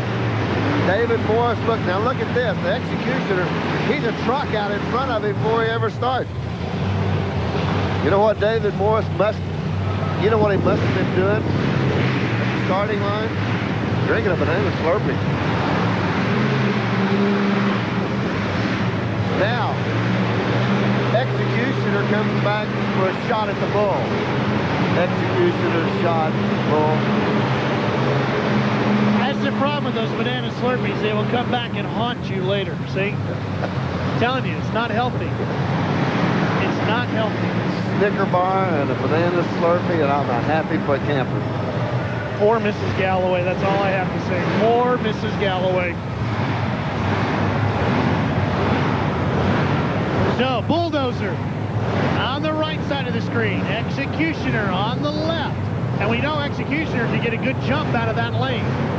Well, never count out Guy Wood.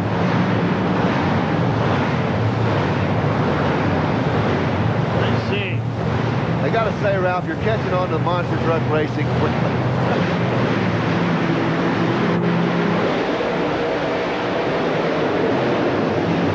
By a horn. By a horn. You think so? I know so. Oh, we got to look. I'm telling you. Okay, I'm going to go. I believe you. That bull is racing tonight, Mike. And you know what that makes him? King of the hill. King of the hill, baby. Well, it's fitting that in a rodeo arena, the Bulldozer would be the winner. By the snout. He got him by a snout. Now, when he blows smoke out of the nose, will that count as an extension for the finish line? And the crowd here, Beaumont, loving it. As the big bull wins inside the rodeo arena. And does that not fit? Yes, Ralph. The racing in a rodeo arena, the bull's got to win. Yes, Ralph. Guy Wood has earned himself, along with Jim Hopkins, a banana Slurpee of choice. The double extra large size. They are our king of the hill in each of our two divisions. So Guy Wood gets himself a bye round in Indianapolis. Jim Hopkins adds to his status and his legendary status in his Bronco. Fred? Guy Wood, the Bulldozer, wins by a nose, literally. Yeah, I'll tell you, we're working real hard out there. We got a new motor in the truck, and I'd like to thank TR5252 for all their help and support. I'd like to thank Matt Wood, State Farm Insurance, for all his support, too. Great. King of the Hill tonight. What was the key to the race? Well, just quick off the hole, watching that flag. That's a big important thing when you're out there. First guy leaves on the flag is going to win. Such a short course. That's great. Back to you, Ralph. Well, now we told you about the course. We're going to send you down onto the track to the third member of our team. Walt Yarbrough is with Guy Wood. You bet. I'm down here with Guy Wood out of Blackwell, Missouri, the Show Me State. The truck you're showing us right now, Guy, is beautiful. It's the real 3D dynamics. How do you like that? I like it a lot. It's a neat thing. The kids enjoy it. We're having a lot of fun with it this year. Of course, 10 years of driving conventional trucks. Is it any different driving a truck like this? You got to get a little more used to it, especially with the front end being a little bit wider. But we catch on real easy with that. The monster trucks, they're big, they're huge, they're four-wheel drive. I know you steer a car with or a normal truck with the front wheels, but I believe you use the back wheels on these too. Yeah, we use the back wheels. It's a lot faster for us to do the turning courses. We'll be able to slide the back end around real fast over the cars and get going. Well, I'll tell you, Guy, we wish you the best of luck tonight, you and the Bulldozer. And I tell you what, this rear wheel steering is so important that our doctor of truckology, Mike Galloway, was down in the mud and the blood and down here on the track earlier today and got a piece on that, and he's going to show it to us a little bit later. But right now, back up to you guys. And the beef jerky truck. Guy came out. I think they've worked on this truck a little bit to change the pill in it. The truck appearances have changed. You love this truck. I know you do. It is great. Look at the horns on the top of that thing. And then we said the nose ring. We forgot to mention the teeth above the wheel wells there in the front. It's fantastic. A 1997 Chevy pickup. And he's only running 502 cubic inches. Does he have a real big disadvantage here? Not really, because a track like this is going to be the low-end horsepower. Chevrolets are very well known for the low-end torque on the big blocks, and that's what it's going to take. Makes his home in Blackwell, Missouri. I've been driving a long time, drove some of the famous trucks, and I've been around Guy's racing career for probably 10 or 12 years, something like that. He is a wonderful young man. Very nice, very considerate, and I hear a little thunder. And they've been signing autographs down there for the young fans, but they have all fled up into the grandstands as they get these things fired up and ready to go for the first obstacle course race. Again, this is Bulldozer versus Bigfoot, and they'll do about a lap and a half around here and finish right in the center over the trucks. Now, they leave going over that first little hill that you see in front of them. That's a short run. You're going to let the truck settle just a little bit in the middle. Then you'll go hard on the throttle to clear the second car, let it coast a little bit around the curve, and then hard shot it down for the other car. And they get a good start, and now Bulldozer, Bigfoot actually looks a little bit further ahead. He catches a pole, though. Here goes the Bulldozer over the last set. And Bigfoot is going to go across first at that point, but now as they come to the finish, Bulldozer's going to charge it very close, and it does look like Bigfoot, but he clouded that pole pretty good. Well, we're going to have to get an official ruling on that, but it was a good race. I think both of the guys were a little bit more out of control than you would normally see them, whether that's for setting in the truck, or for a long period of time. or what it is. I just don't think the guys were as smooth as that round that they should have been. Well, here's Bulldozer making his turn, Mike. All right, the tires are cut, but he gets real wide and gets over this whoop, and I don't think he wanted to do that. A lot of guys want to look at the truck lean, but he's hard on it, bringing the rear end around. The tires are broken loose. They're spinning. He's got the truck cocked, ready to go for the finish line. Well, Bulldozer and Bigfoot have made it through. We're trying to get a ruling on Bigfoot taking out the pole there, and it was very close at the finish. Both trucks coming across just about even, but we're going to take one more look at that and see the finish of the race. Very close, and I mean just tremendously close. Bigfoot at the line, it looks like, Mike, but again, we're going to have to check out. See that pole lying to the left of the screen there? That was taken out by Bigfoot right at the start, so we'll try to hear from the officials at USA Motorsports and just see what happened there. And one thing about it, I once again, I got to go back to this. I just don't think the guys were on top of it. I think they were a little tense, just not as relaxed as you would normally see them, and it showed in the driving. Well, of course, this is an elimination process as we see Snakebite get warmed up and coming into the Coliseum here. So they're going to have another go at it. There are 5 trucks here. Now, the Equalizer is going to get a bye on the first round, and he is going to race against the fastest loser of this round 1 competition. And he gets that bye by past performance, winning of the last race. This truck is from Colorado, so it should run good. Cobra Creek, Colorado, and Snakebite. It's a Ford body, but it's custom designed, as you would call the 3-dimensional design. A big 572 in the back of it. The truck runs exceptional well. Got a good young driver in it. Sky Hartley is awesome when it comes to this. Only 3 years. Last time I was with Sky, he had to make that call home when he turned the truck over. That was 3 years ago out in California. Putting the neck brace on there. Safety very important in these trucks, as he doesn't want to bob and weave too hard on that. Now let's take a good look at Sampson. There are those famous arms coming out of the front end there. Those are some tremendous biceps. Well, this is Dan Patrick's truck, and Dan has had a death in his family, and we want to send our condolences from all the crew to Dan. The gentleman tonight, Gene, is there. Gene Patterson's going to run tonight. They take off, they get the green flag, and Sampson looks like he has a... Watch him come on the inside. That's what he wanted to do. He wanted to get on the inside, but he takes down a pole. Snakebite with the lead as they cross the cars for the first time. Snakebite has a big lead, and now he's going to go across, and as they cross the middle, it's going to be Snakebite. Well, Patterson had mentioned earlier that he was going to try to go between the whoops and the starting line of the mud pit. He did that, and it cost him dearly. Just when he took down the pole, I think he lost concentration, and when that happens, your history. I don't care how good you run when you lose the competition. And Mike, one of the things about here is that they don't get any practice before they head out here. Now here's Snakebite taking his run. Well, Sky really, what a name for a monster truck driver, Sky, and that's just exactly what he does to the truck. Watch the back of the truck come around. This young man is just finishing up with that pass. He's awesome. 3 years in this, and the guy is on top of the game already. Sky Hartley and the Snakebite, a great job for him there. As we see Sampson exiting the arena now, they'll head out and get ready for the next round there.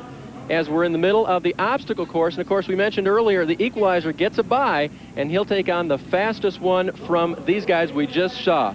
It's Bigfoot 14 against the Snakebite. Both of these trucks are awesome. Well, the 2 people that own these trucks, not a lot of love lost. Of course, we're talking about Dan Runte and Sky Hartley getting ready in the Snakebite there. You see the eyeballs flashing.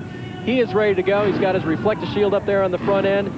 They are getting them powered up, and they will go up and scoot up next to that first little jump there and get ready for the green flag from Jim Harbuck.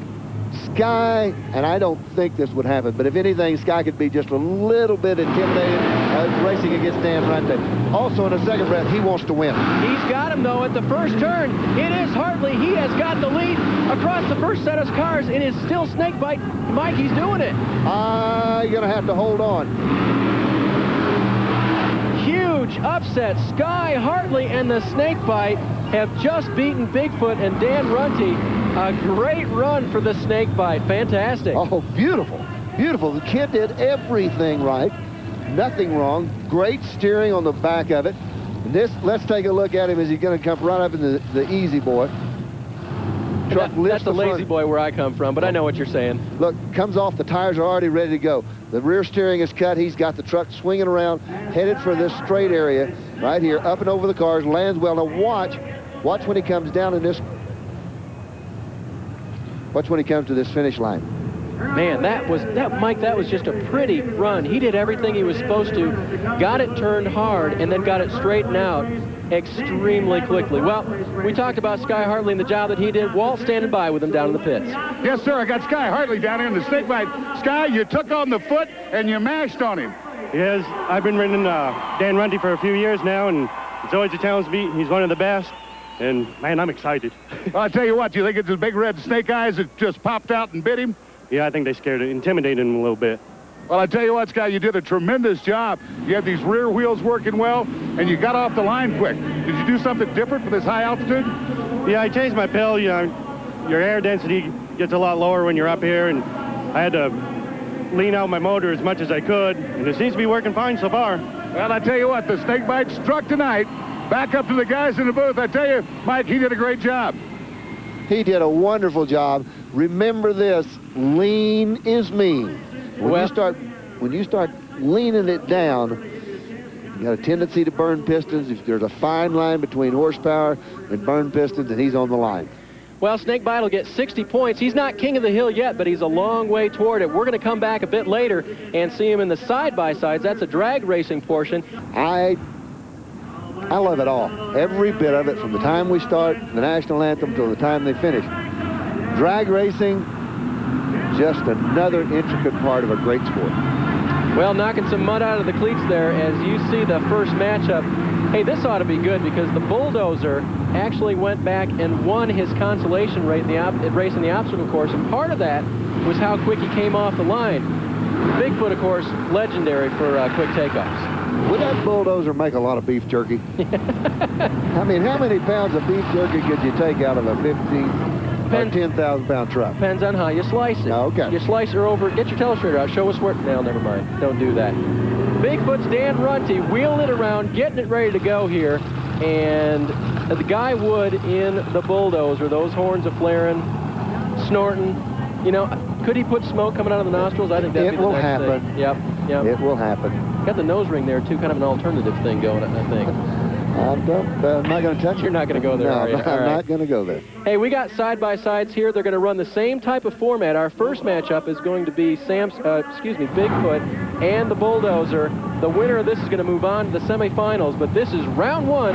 The first time the folks here in the Denver Coliseum have seen them go side-by-side. They're staging now. Runte has got to be a favorite in this because this is his expertise. He is very strong on this. Man, you tell me, very close.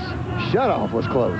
And they almost headed out the exits there, and I could not call that one. That was such a good takeoff for both of them. They both got great traction off of the line. Mike, we're going to take another look. Good jump coming off, and guess what? I believe it was. Yep, going to be Bigfoot. Watch this area right in here. Coming to a stop. Oh! When he gets to that real soft sand, just the fluff coming off the track, it's almost impossible to start one of these things. Now, they got the brakes going on him to stop him, but they got the horsepower to put him down, and here is the start of the race. Watch the transfer. Now, the finish line, both of them airborne. Here's the finish line. That is tough to call. Our angles are so different there. This one looked almost like a tie, but they've given it to Bigfoot. Bigfoot is the winner, and a beautiful job for Dan. He's going to be tough. Now, this Ford runs good when it leaves the starting line good, and it's low end power. It's got it. These are real short races, and it is going to be a good race. Well, we got the Snakebite and Samson coming up, and Samson had a little bit of trouble in the roundy rounds, as they call it here, in the obstacle course, but we'll see if he can get things straightened out now for the side-by-side. And Snakebite, who was a surprise winner at the obstacle course. That's what it looks like if you're inside Snakebite. If you're right beside Sky, this is the place you want to go to. Yep. And down at the end of the course there, they are going to get the green flag from Jim Harbuck. He's going to toss it. They're looking right down at him. He is actually up in the grandstand, Mike. I think after he saw Runty almost unable to stop in the Bigfoot, he got himself up off the floor. Well, I would be on the floor with him. The floor's tight, but we're using every bit of it. I'm not going to be down there with him, and I trust them all. All right, they're firing him up now. They're going to bring him up, and they're going to stage him. There's no timing lights or anything like that. It's just by the eyeball. And then both drivers are going to be focused down to the other end of the arena and to get the final green flag from our starter, Jim Harbuck. He's going to raise that flag and then toss it, and he's getting ready to do that now. Tension up as they hit the start line. Drivers signal them. They are ready to go. Here comes the green. Man, another close one. That was very close. I believe Sampson took it, though, just maybe by wrist length or something. Yeah, and he's got the bands on the front there. It's also, he was able to get some decals on his truck this weekend from High Tech, his trailer company. Here's the start. Here's the finish. He does. He takes it probably a fender length. The truck landed well. Now again, Gene Patterson is piloting Sampson here for Dan Patrick, so he's going to take it from the line, trying to beat off the snakebite of Sky Hartley, who won the obstacle course earlier tonight. And this is the staging process. They come into stage. I actually think that the snakebite truck leaves on it just a little bit. Well, here's the front of the snakebite. Here he comes, and over 5 cars, and down to the finish. I don't know about anybody else, but that just kind of makes me... I kind of hunkered over a little bit when they got down to that part of it. Got your beef jerky swirling there. I'll tell you what, he's... Well, there's part of the crowd having a good time out here. Earplugs in, popcorn flying. Well, Equalizer had problems earlier, Mike. He's making his debut right now. Going to be very interested. It said the clutch was a little loose on it. To make this work, it's like a centrifugal clutch on a go-kart. You have to bring the RPM up real high before the clutch goes together. I wonder how high he's going to have to bring the RPM to make the clutch come on. There was a good look at the bulldozer. He was the fast loser from round 1, and so he's now going to be bracketed with the Equalizer. Again, the winner of this will move on to the finals as they get staged and look for the flag from Jim Harbuck. He points to him. They say thumbs up, ready to go. Great jump for the bulldozer. And, Mike, that was the difference. Well, we know now that the RPM had to come up real high to make the truck lead, and he just couldn't make it lead quick enough with the RPM that he needed. Bulldozer, lost the first round, but come back. Well, we're going to take a look at it again. They had to put a big piece of jerky up front there because he just chewed his way through this. That's a good run. That is what? Fender Very and a nice. half. Even though he lost the first round, he can still come back and be king of the hill. Absolutely right. Absolutely. And he'll get her backed up there and parked for the moment because we still have to see Sampson and Bigfoot come out and take their run. That's a bad bull. That's a lot of bull. That is a whole lot of bull. More than I've got. They park these things out back in the tightest spots out here in the Coliseum, but at least they get to, and you can see back here, they're back with the rest of the trucks, but at least they get to get them off the arena. Now, the tires start out, they weigh about 800 pounds. When they're finished with them, they'll actually cut 200 to 300 pounds of unusable rubber off of those tires, and it is just, your arms ache, you're so tired, you use grinders, knives, hot knives, and everything to cut the tires the way you want them.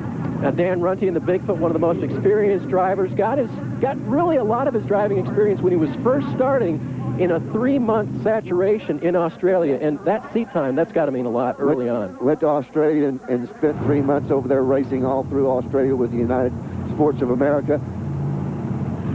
Well, they're at the starting line now. They're going to get staged. It is Bigfoot and Sampson for a berth to the finals. There's a good look at Jim Harbuck. He's getting ready to wave that green flag, and they're going to pull him up there and head off. Gene Patterson at one time was a Bigfoot driver. He had not been in this truck until last weekend, been a year and a half out of the truck. And last weekend he stepped in, and this weekend he's back racing. Drivers ready, green flag, here they go.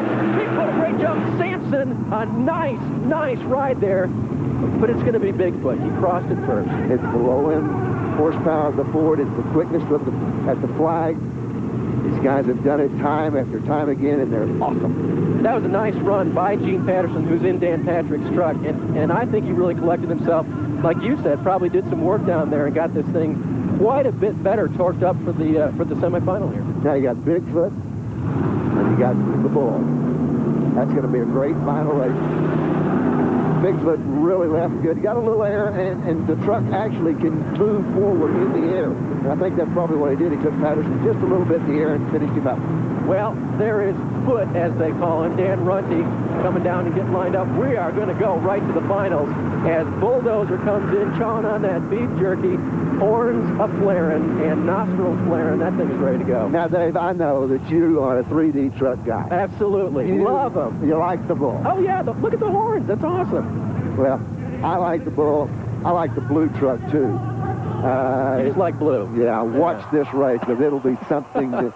This could be the one of the night. It should be the one of the night. The last one. Absolutely. Now Guy Wood got taken out earlier in the obstacle course, and Snakebite came through and won that. So he's still at the top of the heap here. These guys are going for 60 points and a chance to be King of the Hill. Bigfoot going up the stage now. There's Dan Runte looking back into the cockpit, and directly in front of him is the drag strip course and also flagman Jim Harbuck. Getting the thumbs up and ready to go. There it is. You call that one, because that was tight. Well, I'm going to call that a very good race. I think they're giving it to Bigfoot. I believe, actually, the Dozer. They are saying Dozer took that by a nose ring. By a nose ring. Good job. And look at Guy Wood. Is he happy? He has beaten Dan Runte in the Bigfoot. Well, they're going to need to get the calculators out to figure this King of the Hill. But folks, see if you can see, this was close. Well, he leads, the bull leads. Man, oh man, oh man. I wonder if we'll be able to get that second angle, because earlier we saw that showed a little bit different side of things. That's beautiful. That is beautiful. That is a good, close race. Take a bow, Guy. That was fantastic. He's going to come over and take a bow right now. He's probably going to take a bow with our own Walt Yarbrough, and we'll see if he's lined him up for a winner's interview. There he is. Hey, Walt, what's going on with our winner? Well, I tell you what here, we got Guy Wood down. He won the drag side by side, but I tell you what, it was tough. Yeah, it was. I'll tell you, D2 is a real tough competition. To beat him, I feel really good. I did a good job tonight for Roberto Smokecraft, Technique Towing, and Twin City Auto Body. Well, I tell you what, the bull had some rough times and some good times today, but that side by side, you were able to pull it back. Would you go just for low end horsepower? Yeah, that's what it was, low on horsepower, and I took third gear that time going up the ramp, and that kind of gave me a little bit more of a shot out. What kind of RPM were you bringing your clutches on at? About 7. About 7,000? Oh, yeah, she's running. She's hot right now, I'll tell you that. Well, I tell you what, the bulldozer was blowing smoke when it took down the foot, but it looks like the overall points, you won the side-by-side drag, is going to be the Bigfoot. Let's go back upstairs to the professor of truckology, Mike Galloway. He'll tell us. Bigfoot, King of the Hill tonight, and an awesome job.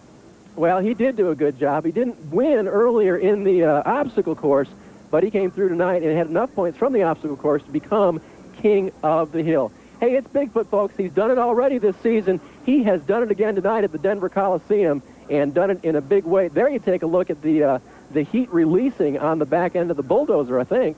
Yeah, that's a bulldozer truck. Absolutely. Well, you know, the Bigfoot is the King of the Hill, and Walt is standing by with Dan Runte. Well, I tell you what, I've got Dan Runte down here, and Dan, the points have been added up. It all counted up. It's the King of the Hill for the Bigfoot. I tell you what, consistency made it all work. Yeah, you know, we come out and we try hard every time with Bigfoot Ford. A lot of good people behind us, a lot of good guys at the shop. We owe them all the thanks. I mean, you can't come out here and do this by yourself. Well, I tell you what, it seemed like in the obstacle course, when you had the snake bite, he just got you on a little turn. It looked like the bulldozer got you a little, but you were consistent second at both ends. Yeah, you know, you got to be consistent with this group of trucks. I mean, USA puts a good show on, and it's a tough field. Well, I tell you what, the Bigfoot, the foot is always one to be feared. And tonight, you were King of the Hill one more time. We'll be back again, I'm sure. All right, back up to you guys. Mike, he knows what he's doing. He does. Well, that Bigfoot has done it again here at the Denver Coliseum. There's Dan Runte going to his truck. Stay tuned, folks. We got a few more things to wrap up here. We've crowned the King of the Hill here at Denver. Thanks, Randy. We're looking forward to a good show, too, and it's nice to be back with the monster trucks. You know, you guys commented about the cold temperatures and me being around with it. Now, remember, last week I was in Phoenix. It was nice and warm out there with the Outlaws. I'm back with Galloway, and it's snowing outside here. Now, you know, they're going to be racing for big bucks and a big trophy down in Daytona next weekend, and, of course, this weekend as well with the Busch Clash with all the money up for grabs. Here at the Kemper Arena, we're going after this right here. If you're a monster truck driver or the one that Mike's got in his hands over here, if you're going racing the Pro Arena trucks, these will be handed out at Indianapolis at our Super Bowl with the Monster Truck Challenge Series. And this is a pretty neat trophy these guys are going after. Well, to these guys, these are worth $1 million. There's only one of them. There's only one Pro Stock King of the Hill, and there's only one monster truck King of the Hill. So, yeah, they're worth $1 million. And they're really neat-looking trophies. You know, we got a great group of monster truck drivers here as well. We've talked about this is a real driver's course here at Kemper Arena, and we got some pretty good shoes behind the wheel of these big horsepowered machines tonight. Oh, great drivers. We've got the snakebite truck, which is always good. Sky's driving that truck tonight. Bigfoot, they're tough anywhere they go, anytime they unload. We've got bulldozer truck and Samson truck. I like Dan's chances in this because the way the transmission's set up with the Linko, and it's really got a coast gear in it. When he gets up on top of the single cars, he can just coast over them, doesn't have to throttle over them, so it should be set up for the straightaways. I'm still going for the bull, though, just because the bull is the bull. You know that. I knew that, Ralph. Yeah, I got to go with the bull. The big question is, how do you get licensed to drive one of these? MTRA has a licensing group that you will be asked to go to a certain location and run the truck, go over the cars, make the courses, do all of those things.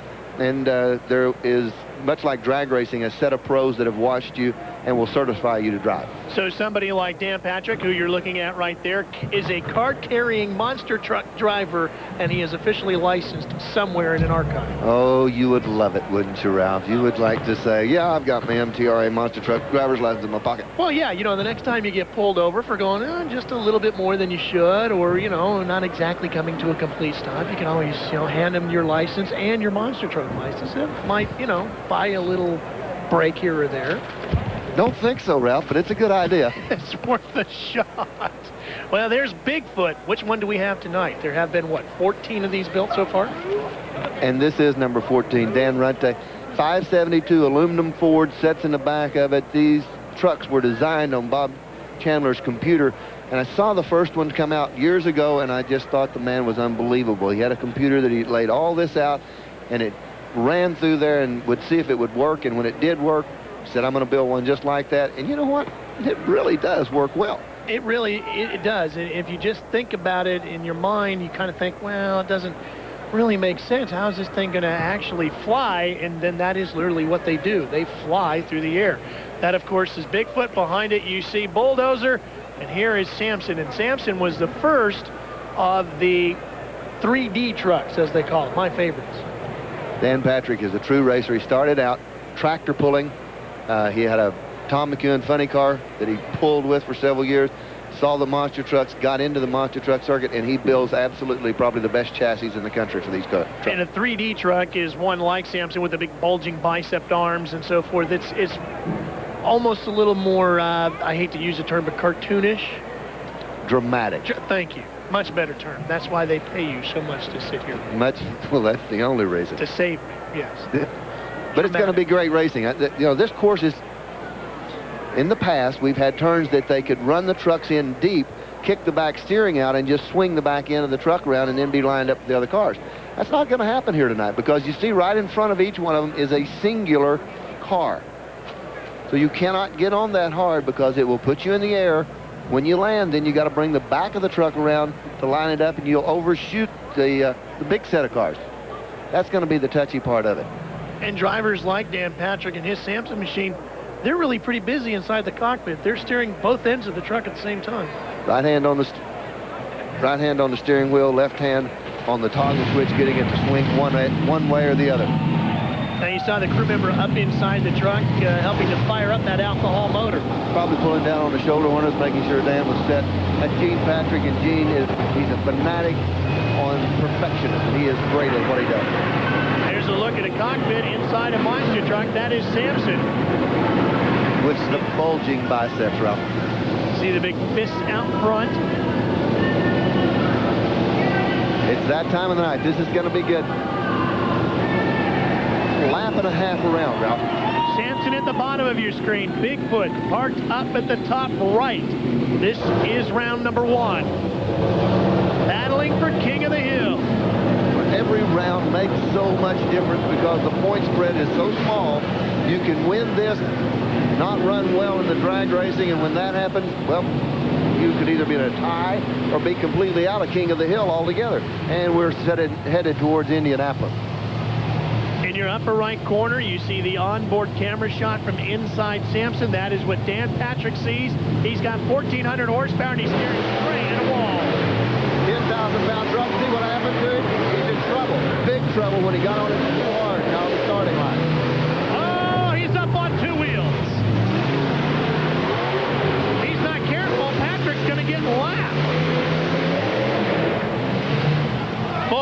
really struggling, Mike. Well, and he did just exactly what I thought he wouldn't do. And when the flag dropped, he just nailed it. It launched him over that single car, sending him towards the wall much too far to make the swing. Dan Runte in the other lane just eased it around. Watch it again. Watch what happens when he comes over here in this area to land. Now he's completely out of shape to run this set of cars.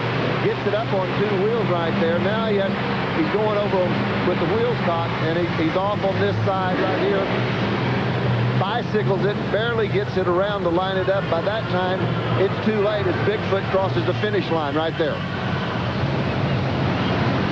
Here's a look from the onboard camera. Look at him fighting. You can see him reaching inside the cockpit trying to get control of this thing. There's where he kicks it up on 2 wheels. You see how the cab is tilted so much. Now it drops down, and he's got control of the truck at this time, but it's a little late in the race to even think about winning this one. Just a little too edgy on the throttle. Could be first race of the night jitters. And well, it could be the clutch hooked up a little quick too. Well, there's Snake Bite down at the bottom left of your screen, and the big bull up top right, a bulldozer machine. You should be in heaven here, Ralph. I am. I absolutely am. You've absolutely got 2 3-dimensional trucks all at the same time. I don't know. Ralph is just up here grinning from ear to ear. And I love, for those of you that saw our earlier telecast from Des Moines, I guess it was, where we first saw Bulldozer, he's got the new aerodynamic horns. He's been in the wind tunnel with this truck. Guy Wood has tilted the horns down. Better coefficient of drag. He's going to be quicker, I'm telling you. I'm glad you said that, Ralph, and not me. All right. We learned a lesson over that first race. Snake Bite's about to take a bite out of the bull. I think maybe the bull got him back, Mike. If they came up that finals corner, I think the aerodynamic horns made the difference up the straightaway. Ralph, I think that sounds great, but I don't think the horns had anything to do with winning that race. No? No. But it was good. It looks great. And I think they all went to school on Dan Patrick's lesson. They sure did, didn't they? Both trucks got a much better lap in than did Dan Patrick, and they did exactly what you talked about they needed to do. So Bulldozer gets credited with the win. That means he's got to come back and match up against Bigfoot. Here's how he did it. Well, the bull is snorting when it comes off that set of cars, isn't he? He's looking right down the recliner. Now, here's his swing. See how he's completely off the throttle right in this area? That coast him across. He rolled through it, and the Kansas City crowd here in Kemper Arena enjoying it. Well, we hope you folks are having as much fun on your Friday night as we are. Mike and I, we got our popcorn, we got our TV, we got the racing going on, we got some good water to drink, and we're having fun. So we hope you folks are having as much fun as we are watching USA Motorsports Monster Truck Challenge. Crowd is. We got to go back and get maybe one of those pretzels or a hot dog. Hot dog. Hot dog would be good. Well, now Bigfoot at the bottom of your screen moving into position. Dan Runte. Well, now Bigfoot and Bulldozer. Don't look at me. I know what you're thinking. You like the Bulldozer truck. I am a true fan. I'm not a bandwagon fan. I'm not just going to jump on board with Bigfoot because he's the big dog. I'm sticking with the bull. He can run dead last or up front. I like the bull. All right, so be it. I'm going with the bull. We shall see if you don't get the horn. I'll still cheer him even if I do. Well, I know you will, and that's what makes me proud of you, Ralph. Okay. Well, they're going to move those 2 competitors into position. I think it's safe to say the Bigfoot truck is a more up-to-date technology-wise design than is the bull. So both of these trucks surprisingly look great on the ground. The suspension's perfect, and they are absolutely even at this portion of part of the race. Oh, he's in trouble. That cost him at that point. Wow. There was stuff flying all over the place. We're still waiting to get the official word on that one.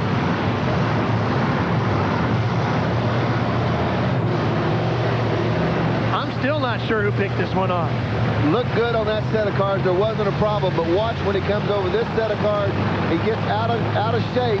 He's not going to see it at that portion. The Bigfoot is in line, gets all the tires, everything over the cars. I think that the bulldozer truck got a little bit off to one side.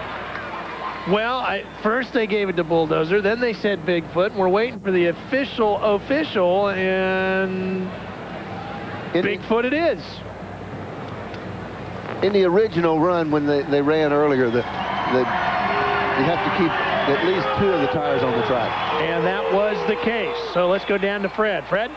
Dan Runte and Bigfoot, winner of the obstacle course, how was it? It was rough. I mean, it's a rough track to drive. We're used to running over cars on both sides. They got cars on both sides in the end here too, so it makes it a little tougher. It's something you gotta negotiate with all the way around the track. Ford Bigfoot pulled it out. Firestone tires. We're back again. How will that affect the drag race? We'll be ready for the drag race. Truck's running real well, thanks to Mac Tools, and we'll just see how it turns out. Great. Dan Runte. I think we could very easily see either one of these two, or both of these two, back in the finals of the drag race, the way they both left the line. Well, the obstacle course is done. Plenty more for you when we come back to Kansas City. I think he's had clutch problems is really where I think he had on that. And that showed up in the first round that he ran. Well, here is the first event. It will be snake bite in the near lane, the green truck, up against Bulldozer in the far lane. There's a look at the reptilian... Excuse me? Reptilian-looking machine and the bovine-looking machine. So, Ralph, you're looking at a couple of race trucks. I don't know where the reptilian came from, but that is a bovine, you're right. And a good look at those new aerodynamic horns. I think the original horns were steer horns. These are bull horns. And what would you say about those fangs? Those are tough. Those hurt. I mean, guess if you mess with the snake, you get the fangs. Is that what happened? And the driver of the Bulldozer sitting right there inside the eyes. Guy Wood. He's really a nice person. His daughter's Christy here, and they were originally going to name her Holly. They still need to get smoke and flames out there. Yeah, they do. We need to talk to Guy about that. I don't know what you do with the fangs, but we need smoke out of the nostrils on the bull. There's Sky Wood. Now, there is a problem with the Bulldozer as well. What's that, Ralph? Help me out with this. Well, the teeth on the Bulldozer, on one side, he's got a chipped tooth. The left side of the truck, there is a chipped tooth on the Bulldozer. I don't know anyone that does dental work on bulls. Ralph, I mean, I know what you're getting at, and Ralph, there's the chip. Yeah. There's the chip tooth. Just about. Wait a minute, right here. Yeah. There's the chip tooth on him. No, I do not know a bovine dentist. I know a dentist that's big as a bovine, but I don't know a bovine dentist.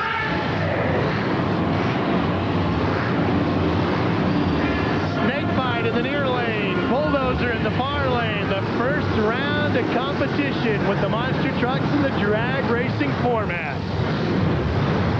Now, Ralph, you have become quite the expert on this. Oh, yeah. And I respect, like Randy does and Katie does, I respect your input on this. Which one of those trucks is going to win? Bulldozer. I didn't think I had a problem with that. I'm a fan, man. I'm not a bandwagon fan. I like the snake bite, good-looking truck, love the flashing eyes and the big fangs. Bulldozer's got me one over right now. Good-looking truck. Tell you what, they haven't brought you pizza. Wow, that was some good launching there. I couldn't tell you. My vantage point didn't allow me to see the winner of that one. No, me either. And Bulldozer gets the win. And you are the man. I guess I am starting to figure out this monster truck stuff. Yes, you are. I think it's all in the horns, Mike. I'm telling you, the aerodynamic horns are the key to this deal. This truck leaves so well, and I think it's keeping the truck down on the ground. What put him in the winner's circle this evening? Well, maybe it's the fact that when they laid the horns out, it put more weight over the front of the truck. I don't know. We'll be back to Kemper Arena right after this. Our good friend Guy Wood with the Bulldozer truck has agreed to show us how this all works. Now, the red light is on in the truck. That lets you know that the system is functioning and ready to use.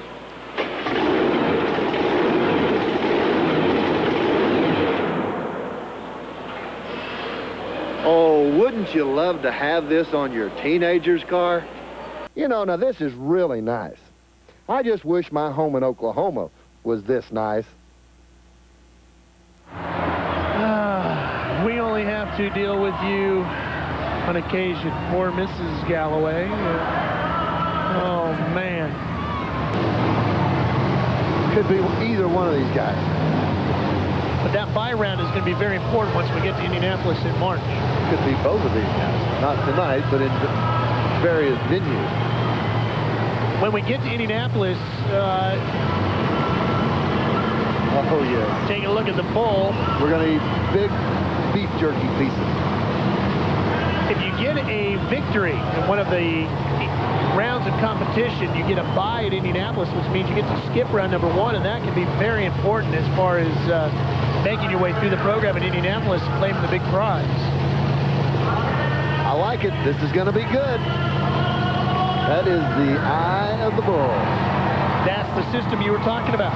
Exactly. And it's really a super fail-safe system. It works extremely well. If you're wondering what all the white is in front of the jumps, it's flour. They put the flour down there to give the drivers an idea of where the ramps are to the jumps. I think that's a really neat idea. Outside they're doing that, but it's much heavier. It's called snow. It's just old baking flour. Oh, bulldozer left him. We will have to check and see what exactly happened on that. Dan Runte very seldom gets left. He might have had a problem. All right, let's watch the starter's right here. And let's see what happened. No, he leaves. Dan just got left at the line. He took a nap. I really think that's what happened. I mean, to me, that looked like a absolutely picture-perfect run. We had a good shot there. We had the flagman. The truck never moved until the flagman raised the flag, and when it did, your bull was on top instantly. Well, see Fred Parkson down there with him. How's he doing, Fred? Well, Ralph, Guy Wood storms the arena with the bull. That's a major upset there. Yeah, I'll tell you, we've been running pretty hard, and we're pretty fast off that line. That's what counts. If you get off that line right away, you got the race, you know, with these one set of cars like this. Looks like Bigfoot might have been sleeping at the line, eh? Yeah, I think he did. I think he was eating a peanut butter and jelly sandwich. Yeah. I'd like to thank all my sponsors, Alberto Smokecraft, Technique Towing, Twin City Auto Body, and the guys at Tire Bargains for all their support. Great. Guy Wood with a big upset in the drag race. Ralph, back to you. Well, peanut butter and jelly sandwich could slow you down. Not a lot. You know, I mean, you had one earlier tonight, and you've been on top of everything. That guy's having a good time with the truck. Well, the bull, it just would have been better if you had stuff coming out of the nostrils. Does this really now? Well, shakes it up. We're going to have to figure this out. We'll have it for you when we come back from this commercial. Stay with us. We're back where we just completed the monster trucks. Let's get back down to Fred Parkson with Dan Runte. Well, I'm here with Dan Runte, who happens to be King of the Hill. Dan, there's a little bit of a mix-up there in the finals. You're the King of the Hill due to your time in the obstacle course. How do you feel about it? It turned out really well. I mean, we knew we were going to the finals here. We were going to run a good race. Just a couple screw-ups. I mean, it's hard to explain right now. It needs to be talked about. We just have to go back and figure out what happened. It wasn't on our part. But, I mean, Bigfoot's still #1, and we know that, and we'll be back next week. A lot of stuff happening down here in Monster Trucks. Dan Runte, King of the Hill. Well, it sounded like maybe Mike, he stepped on the throttle and it didn't react.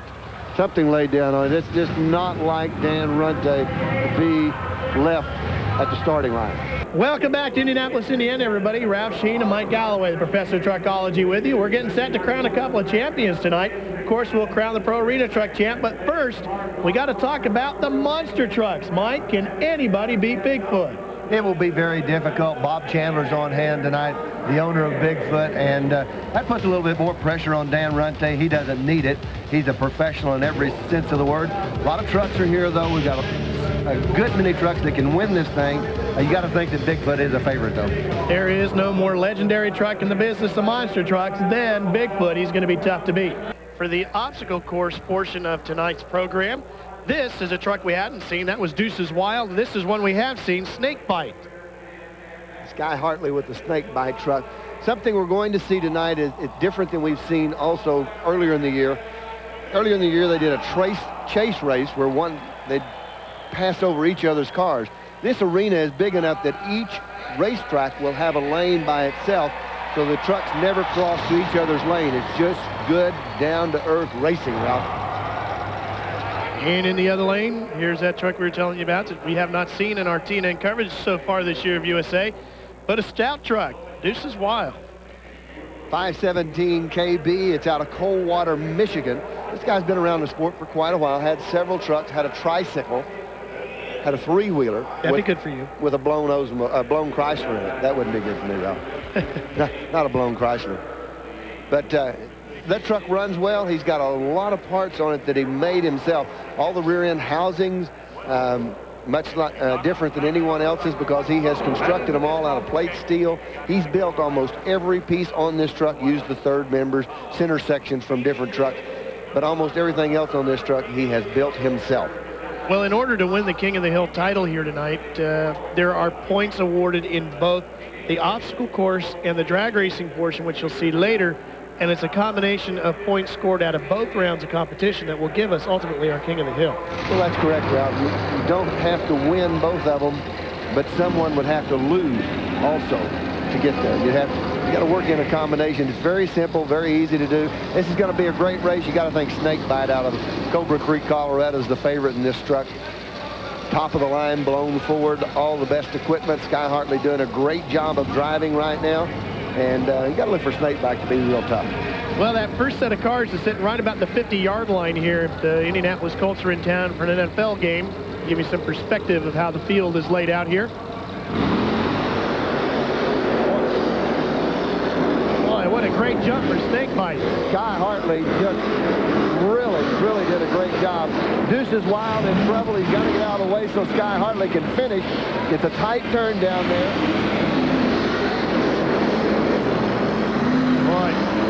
God put it to him, didn't he? Oh, mercy. It was just unbelievable. Hartley really did a good job.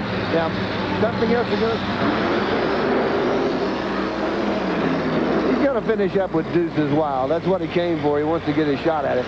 Also, Ralph, something you're going to notice tonight that we haven't noticed before, if they take out a pole in a turn, it is a DQ. So they've got to stay away from those poles. In the previous weeks, take a pole out, that was perfectly okay, go ahead and run. Tonight, if you take that pole out, you're going to lose. Watch Sky Hartley. When he leaves, by the time he gets to the cars, he's 3 truck lengths in ahead, and Deuce's Wild gets in trouble as the back end comes around. The truck does not steer the way he wants it to, and Sky is on his way to an easy victory. Let's check in with Dave Burns downstairs. Dave, what do you think of that one? Hey, Ralph, it was a great race for Sky Hartley and Snakebite, and that is exactly what he wanted. For him, that was a practice run. He now knows what the course is like, and his next challenger will be Sampson, who will see the course for the first time in the quarterfinals. So for Sky Hartley, it happened just the way he had patterned it out. Well, the reason why, as Dave points out, Sky will go up against Sampson is because those trucks that had already won a round of Motor Madness earlier in the season automatically get a bye here in the first round at Indianapolis. And of course, Sampson is one of those. As you take a look at the Executioner truck. Well, they've completely redone this truck since the numerous rollovers they've had this year. Changed the paint scheme on it. Hall Brothers out of Champaign, Illinois. Beautiful truck. Looks great all the way around. Tim Hall doing the driving. The Maniac truck on this side of the racetrack, the truck we're looking at right now, we have not seen run. It's a 528, and it is a cast iron Ford motor. Built some good horsepower, sounds good, got all the good suspension on it. He's out of Foremost, Alberta, Canada, so he's been on the road a while, the race truck. This is a great race. They are side by side, good close turning. Maniac might have just a little bit. He's going to have to go for it. Hall's doing a great job. Now you got to go for the last turn. You see how even they are at this point. This is going to be believe the Maniac will advance to the next round. It looks like he may have beaten the Executioner. They were so close going to the last set of cars, Ralph, but then Maniac got a good run at it, a good launch off the ramp, and I believe he took the win. Mike, I think you're right, and that was by far one of the best monster truck races we saw all season. Look at this. They are almost perfectly even. At this point, the Executioner gets a little bit of lead. He's in the lead right there just by a little bit. But Maniac is quicker on the throttle, finishes up much quicker. But now we're being told that the Maniac truck has been disqualified for taking down a stake. This is not the big post at the finish line. That's okay for one of the smaller orange stakes out on the course. Remember, you're looking at about 10,000 pounds per truck and 1,500 horsepower or more per truck. That's a lot of weight moving awful quick side by side. Yeah, it is. Oh, we're ready.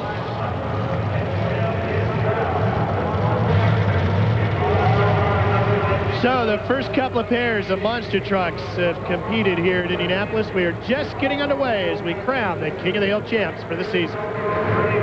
Now remember, in round one, Snakebite got what we called a practice run. He has to go up against Samson now, who hasn't seen the course yet. The only trump card that Samson can play on Snakebite is the fact that Samson was a higher seed, and he can choose the lane. He has put Snakebite over in a lane that he is not used to. Well, and that can be a big difference, too. It can be, but I don't think it will be tonight. I think these lanes are close enough to being identical that it won't make a lot of difference. This could be as good a race as we see tonight. Both of these trucks are truly top-of-the-line trucks in every sense of the word, Ralph. They're both, on the cutting edge of monster truck racing technology. Two good-looking trucks, too. There's a great-looking Snakebite truck. The big biceps of Samson on the other lane.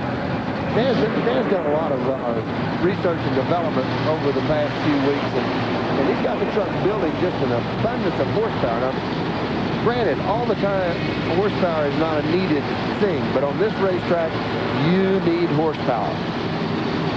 There is Kevin. Oh, that was a good lead by both of them. It's close. Patrick stumbled a little bit. He stumbled pretty bad on the turn. Now, he's coming back though, Ralph. Got to give it to Sky Hartley, and Patrick has knocked off an oil filter.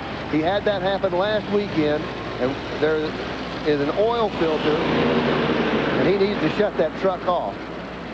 But there's an oil filter, Orangeburg oil filter, mounted up right in that area right there, and he knocks the fitting off of it. I'll tell you where Snakebite is making it, Mike, is in the turn. He gets a great lead, but watch how well he gets through this turn. This is so close at this point, but you're right, Ralph. He gets around the curve. Look how tight that is. He's using both front and rear steering. Dan didn't use quite enough rear steering on the truck. He gets in the turns and out of the turns much better. That Snakebite truck really pirouettes around the pole just beautifully. Oh, boy.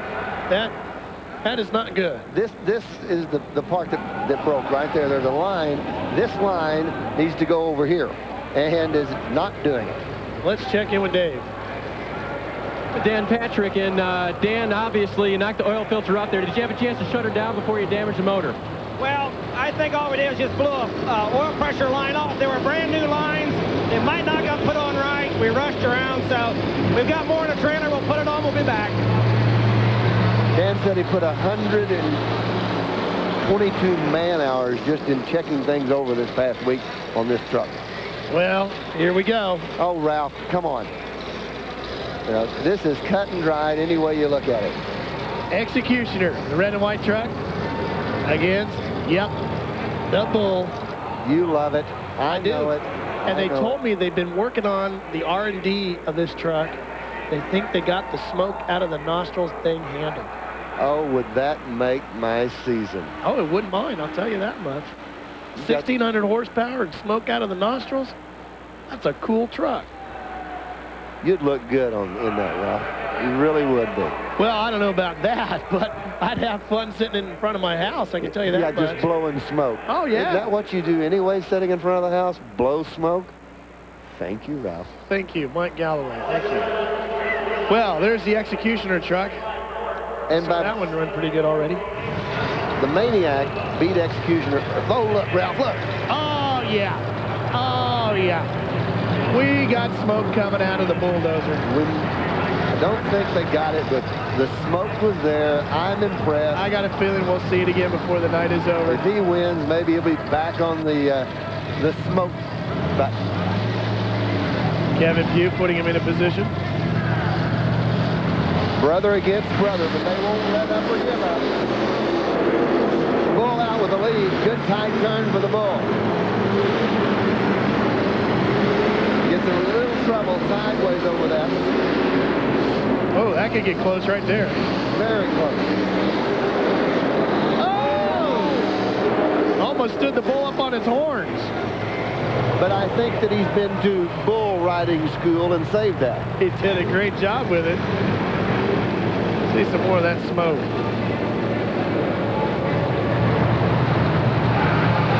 All right, well, let's watch this again now. There it is. Oh. Yes, sir. We got smoke out of the nostrils, folks.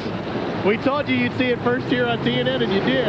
And the finish of the race. Yeah, that was tight. You're right, Ralph. There was a very close moment or two in there when they were almost touching on tires. Then the truck gets up on two wheels, takes out a pole, and sets it back down. Fortunately, the smoke came out and no problem. Could be one of the highlights of the motorsports season for 1997 on TNN Motorsports. I like it when your little eyes just light up when you see smoke come out of it. Easy to please. The Bigfoot truck. You know, when we talk about race machines around the world, this is by far one of the most famous in all forms of racing.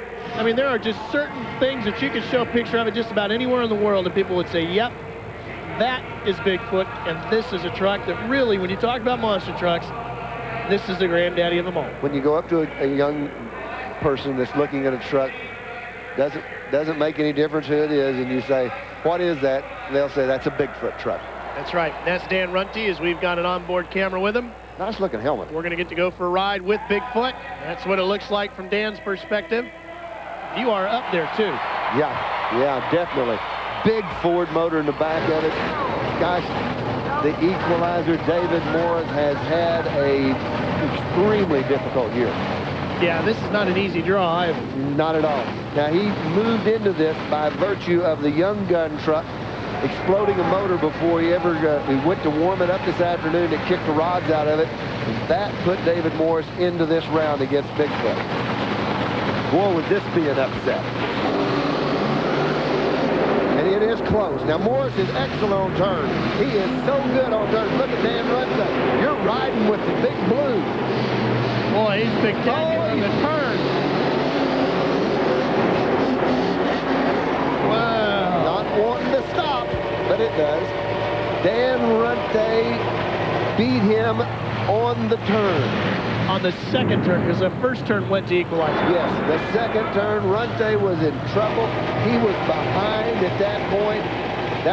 Now, look at this. Equalizer is in the lead when he makes it around that pole. But look at Runte. Picks the left front tire up, cuts it so close, he comes out. A truck in the lead. Equalizer picks up a half a truck. It's too late. Poor Equalizer went into that turn thinking he had an upset in the making and came out of the turn to find himself sitting in second, the loser. Yeah, he was like riding home for 10 and getting 20. He thought he had that thing won. What was that again? Riding home for 10 and getting 20. Here's the finish from on board. Here's how you win a monster truck race. Hard on the throttle this turn. Look at him work that, and he's also cutting the rear tires. Now handle it. Oh, beautiful. You know, I think that's the best shot we've seen. You really don't even know where the jumps are because you're up so high, your vision of the jumps is actually obscured. Here's a look at the obstacle course line and how we've worked our way through the standings here tonight. Let's go downstairs to Dave Burns. Well, guys, this could be the secret for Bigfoot tonight. They have a brand new set of tires back here. These were actually cut. You know, they cut their own tires. These were cut for asphalt. They're not perfected yet, but Dan Runte is very confident that this set of tires is going to be his future. Well, that might be the trick here tonight. Having at it in the semifinals of the obstacle course. Smoking all out of that nose. And, Mike, I want to see fire out of their necks. If Ralph, they can do smoke, they can do fire, Mike. Ralph, how great would that be? Can't you be satisfied with anything? Cannot you just, you know, it's blowing smoke out of it. But next you're going to want venom to come out. You know what? I would like to see the tongue come slithering out of the mouth of this. There you go. You know what I'd like to see, Ralph? Me shut up and go home? Thank you. No, just kidding, Ralph. Bulldozer and snake bite. Ralph is in heaven. Oh, yeah. 2 3-dimensional truck, and Ralph is out of control. Holy cow, this thing's like quick. Look at the turn. That's where he is just striking back.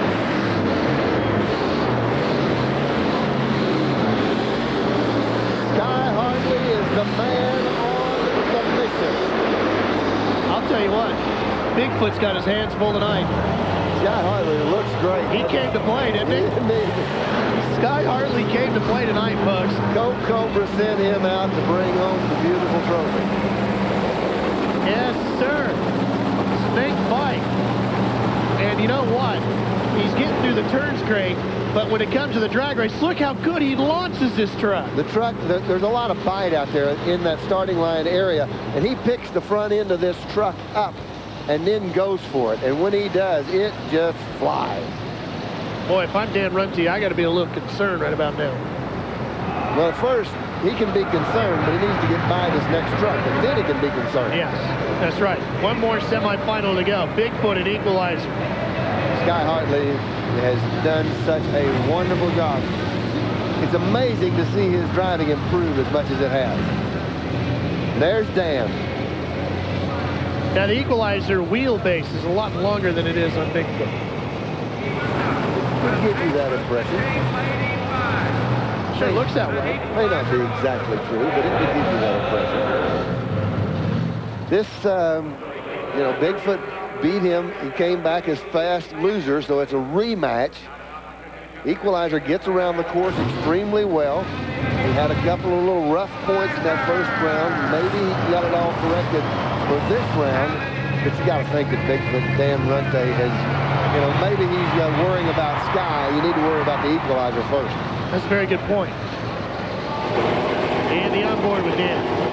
High up above the arena floor, inside Bigfoot. Not too often you get to go to the office with someone, but he is sitting in the office.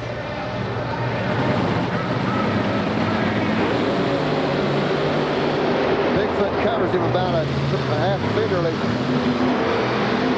Equalizer working on him. Equalizer knows what he has to do on this turn, though. Picks the left front up. This is going to be good. How about that for an upset? That young man went to school on his last race.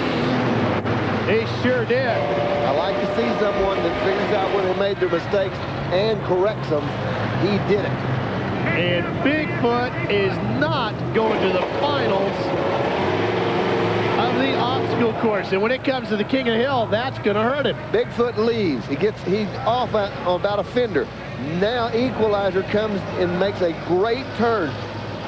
Dave has done so well on these driving courses. Now he's going to stretch the lead out a little bit. Watch him pick this left front tire up off the ground on the left front tire and zings it to the finish line. What's that, a half a truck?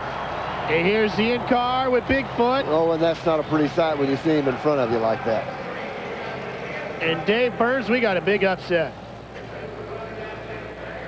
Maybe, as David Morris is surprised for winning that, because he had what tonight they're calling the bad lane, and that is the lane closest to the cameras, closest to you guys. There's some equipment parked down on the far end, and they don't feel as free to swing the trucks around, so David Morris saw it as a real disadvantage to be in the lane he was in. Don't be surprised if Sky Hartley, who is a higher seed for the finals, chooses the lane that Dan Runte and Bigfoot just ran in. As you take a look at the ladder, now they move their way through. Snake bite and Equalizer. I don't think there's any doubt about which truck you're going to like. Well, yeah, you're right. Normally I would go with Snake bite anyway, just because of the way it looks. But I'm telling you, he just looks spectacular. David Morris has done a great job of becoming an even better driver as the night has progressed. But I think that Snake bite truck really has it working right now. Equalizer sponsored by Lucas Oil. Out of California. If you're watching your first monster truck race, you're wondering why they keep shutting them off when they roll out, there's a reason for that. That is the RII, remote ignition interrupter. That is to make sure that they have, these trucks are the only racing vehicles in the world that someone other than the driver can shut the engine down, and they're testing those radios to make sure the motor's shut off. Here we go. Finals of the obstacle course. It'll be a good one. Oh, look at Sky go. Look at that. Oh, they've got, Executioner's out on front of him. Executioner. Can he do this? He's going to get him. The equalizer is going to put it to him. Unbelievable. Ralph, is it possible he saved the best for last? Mike, I never thought, no offense to Dave and the equalizer truck, but the way I saw this snake bite machine come off the line, I thought he didn't stand a chance. Oh, yeah, he left on him, and the front end was up when he hit the car, so he had good momentum. David Morris just out-drove him in the turns, and I didn't think that was possible either. Unbelievable. Watch the turn here, the final turn. Sky gets it on its nose a little bit. That hurts him when the truck has to wait on the truck to set down. He doesn't get around the curve quite like he should, but look at this. 2 truck links out in front of him. Equalizer did a tremendous job of getting around the corners. Everything goes right. Everything goes right for that young man. And he deserves it. He's had a tough year. It's a great win. It is an absolutely great win, and nobody is going to be upset to see. And look at that. Perfectly right in front of our camera so you can read the Lucas sign. That's the way to make your sponsors happy, Dave.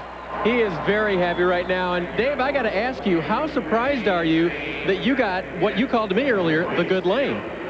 Well, you know, I thought I was in a good lane that time and the times before in the back, because it's a little congested in the corner down there with the dozer and fences. But I'll tell you, I was having fun out there, you know, and I just got to thank everybody that helps me, Lucas Oil Products and Tommy back at the motor place and Tommy's Auto Machine. They keep me going. Now, how can you do in the side-by-sides later on? You think you can be king of the hill tonight?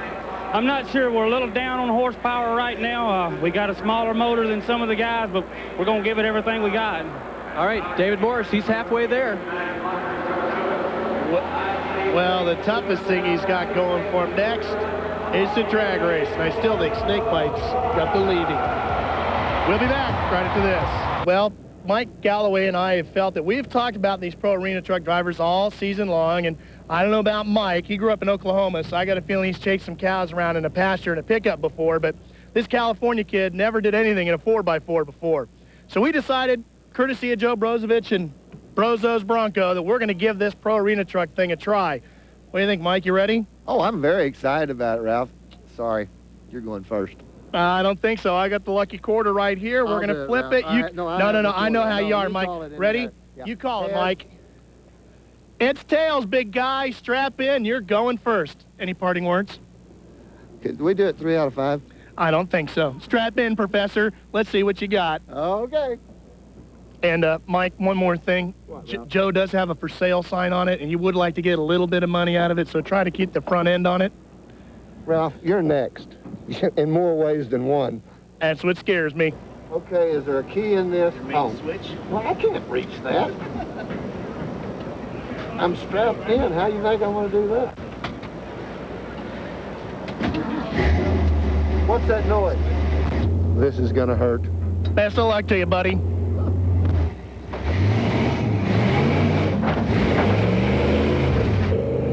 Well, I don't know. He got over the first jump pretty good. What do you think? So far, so good. Oh, well, you going a little wide there, huh? Yeah, a little bit. There he goes. He's bringing it back in.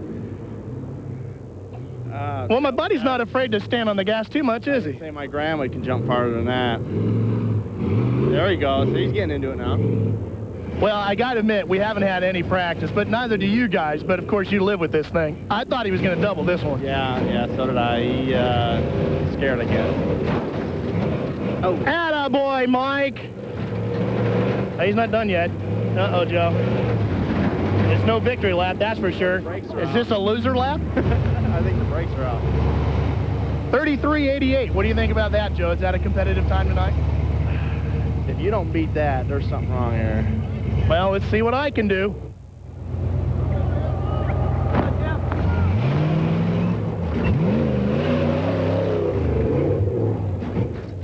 Is he in trouble yet? Yeah, I think he did too. They're going to be a 5-second penalty. See, I told him to go slower on that corner. And he didn't do it. No, he had to get into it. It's the same thing you did. Oh, it was bad. Yeah, right. Oh, I should have an extra part for that. You ought to be able to fix that before tonight, right? Oh. What about this? But boy, look at him go. He's at 25 seconds. No way. He's 38. Oh, guess what? 30 seconds. Guess what, Papa? He just got beat. Well, there's been a malfunction on the clocks, I'm sure. Well, Ralph, a 40-second pass wasn't bad. You know, Mike, the first thing you always learn as a racer that I've gotten from talking to such pros as Joe is to always check the time and never count your friends up on top of the box. You got to go with the official time. And that 30 seconds over there means I beat you by 3 big ones. Like anybody really cares. Hey, Joe, can we go again? That was... No, you can't go again. Shut it off. Get out of the truck. Nobody cares, okay? I mean, it's just a game, right? I was letting the kid win. And look at Mike just powering over those hills like they're not even there. Well, we're running this in slow motion. We really are, because I was going much faster. Oh, well, yeah. And you can see I was just much more spectacular than you. Like you got a boat anchor hanging out of that thing. Yeah, well, yeah, the boat anchor was in the car. You know, it's amazing you can drive when you have trouble walking and chewing gum. We're getting ready now for the drag racing portion of our Monster Truck Challenge. We've already crowned the winner of our obstacle course. That was Equalizer, but to win the King of the Hill, you got to score points in both. And I think this guy still stands a real great shot at King of the Hill, because I think Sky Hartley's going to win this drag race. Boy, the truck is hooking off of the starting line tremendously. And I think, Ralph, what we're going to end up with tonight is when it's all over with, they're going to be going to the computers and the scorekeepers. Mike, that thing wheelies like Evel Knievel. It almost went over backwards. That is horsepower. Sky Hartley knew what it was doing, but it is amazing that he could lift the front of that 10,000-pound truck. What is this, Ralph? 6'7"? Easily. And he never lifts. Never lifts. The jump is what brings him back down to earth. That's awesome. Now that's power.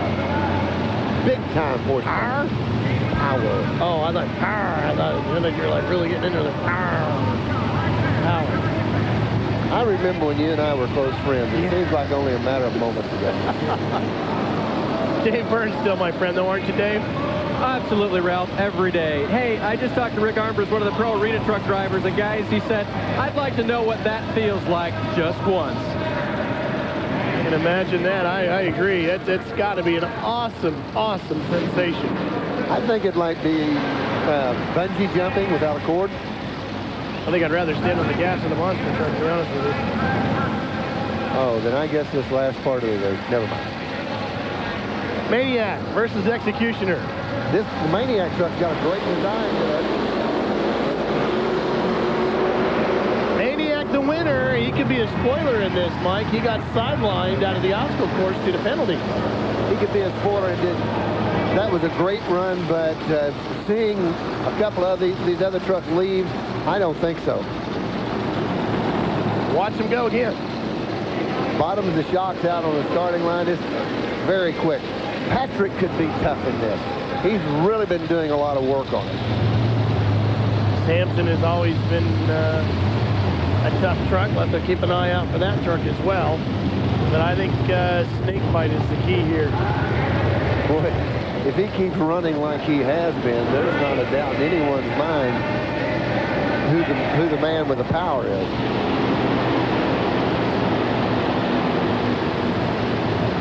But the Maniac truck.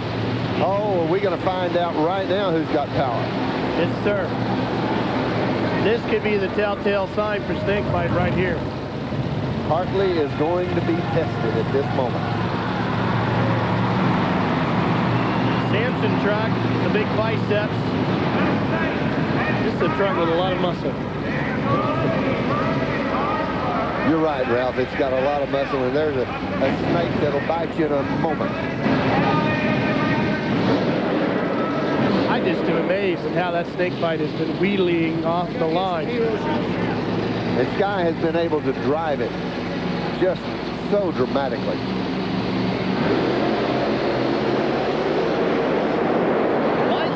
He's an inch away from a blowover, as they call it in drag racing. That's very true. I mean, your breath just leaves you. You think he's going right over, but he doesn't lift. He's right on the jagged edge. What's this again? This is a great race. They both leave well, but look at Hartley. Look how high that truck is. Look at that. And he's staring straight up at the arena ceiling. Strapped in, looking straight up. But the thing about this is he's got this down, got it down so it goes across the finish line just at the right time. He's going to feed the reptile and come back for the next round after this. I don't think this is just a drag race, Ralph. This is the ultimate in drag racing. Well, yeah, this is big, too, because Sky Hartley stands a chance of really taking the whole thing out from underneath Bigfoot. No doubt. I mean, this guy is just awesome tonight. It's amazing what he has the potential to do here tonight. Now, Maniac is going to go up against Bulldozer. Normally, I would say Bulldozer should walk away with this, but this truck seems to be just a tad off today. Yeah, it's just not, I don't know, maybe got hold of some bad oats or some alfalfa that had been molded or something. Doesn't feel quite like it should. No. Maybe that's why it's blowing the smoke out of the nostrils. Well, we're not blowing smoke when we say the Maniac's running extremely well. Maniac is running very good. As we said, it had some problems with penalties in the obstacle course portion, but it looked really good. Here we go.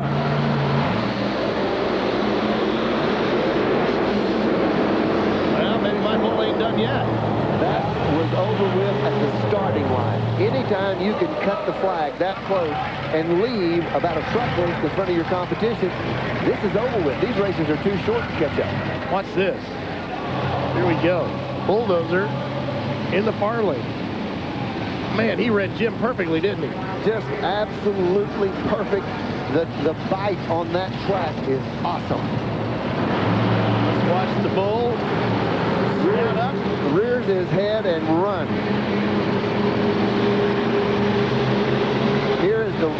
That is a great, great race, Ralph. Well, this is the one I think could set the stage. You know, right now, I got to tell you, Mike, just when I thought maybe we'd seen it all, I'm starting to think, you know what? We still got to get through Bigfoot and Equalizer here. There's still some stout competition left to go here. David Morris, there's Dan Runte. And Runte's got horsepower. He's got experience. He's got the best truck that you can set in. Got to be the favorite. David Morris has nothing to lose. And he's got momentum. You bet he is high. I think you're going to watch this guy try to leave on Runte. And if he does, the Ford truck's fast. I don't know if this short of course he can catch him. Well, that's the key. If he can leave on him, he's got it. Just like we saw with Dozer. Both sides of the track are biting extremely well. I don't think there's any difference in the two starting lines at this moment. No, I haven't seen a bad lane yet, really. Recently, the drag race. Right, and we saw Bulldozer pull the front end up and run well in the far lane. We've seen Snakebite do it twice. Could you tell? I think it was foot. Equalizer looked like he got off the line great, but I don't think he left him at the line like we thought he needed to. Didn't leave him at the line. Foot gets the win, we're told. So Bigfoot stays alive for now. And, you know, as you said earlier, Bob Chandler here tonight. A lot of pressure on this team to perform here on national television. Look at the Equalizer truck come on at the finish line. He does. Beats him, not much, but he comes on real good. Let's watch this side by side. Look how the truck picks the front end up. Dan not fighting the steering wheel. It's really a cakewalk for that man. Well, there's a look at the ladder. And you can see where we're headed. Snakebite and Dozer, Bigfoot and Equalizer. Coming up when we come back. Work the Sonoma Fairgrounds, nice place. Oh, Ralph got both of them. I know, but I'm not going to be a bandwagon fan. I'm sticking with my bull. I knew that. I'll take the snake.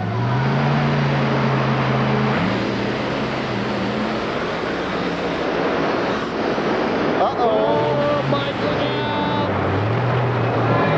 Thank you very much. Yeah. I keep wanting to see a big red cape come out there. Yeah. Well, that's a bad bull, but that's a tougher snake. I'm telling you what, this snake is serious tonight. Sky Hartley is so pumped at this moment, Ralph. I think he could probably walk and pull it across the line.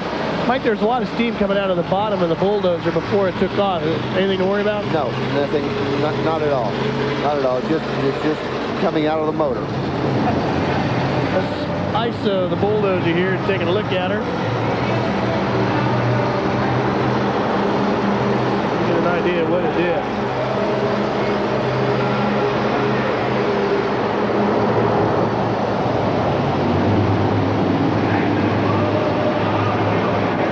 A little bit of trouble. Truck got out of shape a little bit. When it gets onto this concrete, though, it's just like on glass, and the truck just starts to slide. Paul did a great job controlling the truck, spinning it around, bringing it to a stop. Excellent driving on his part.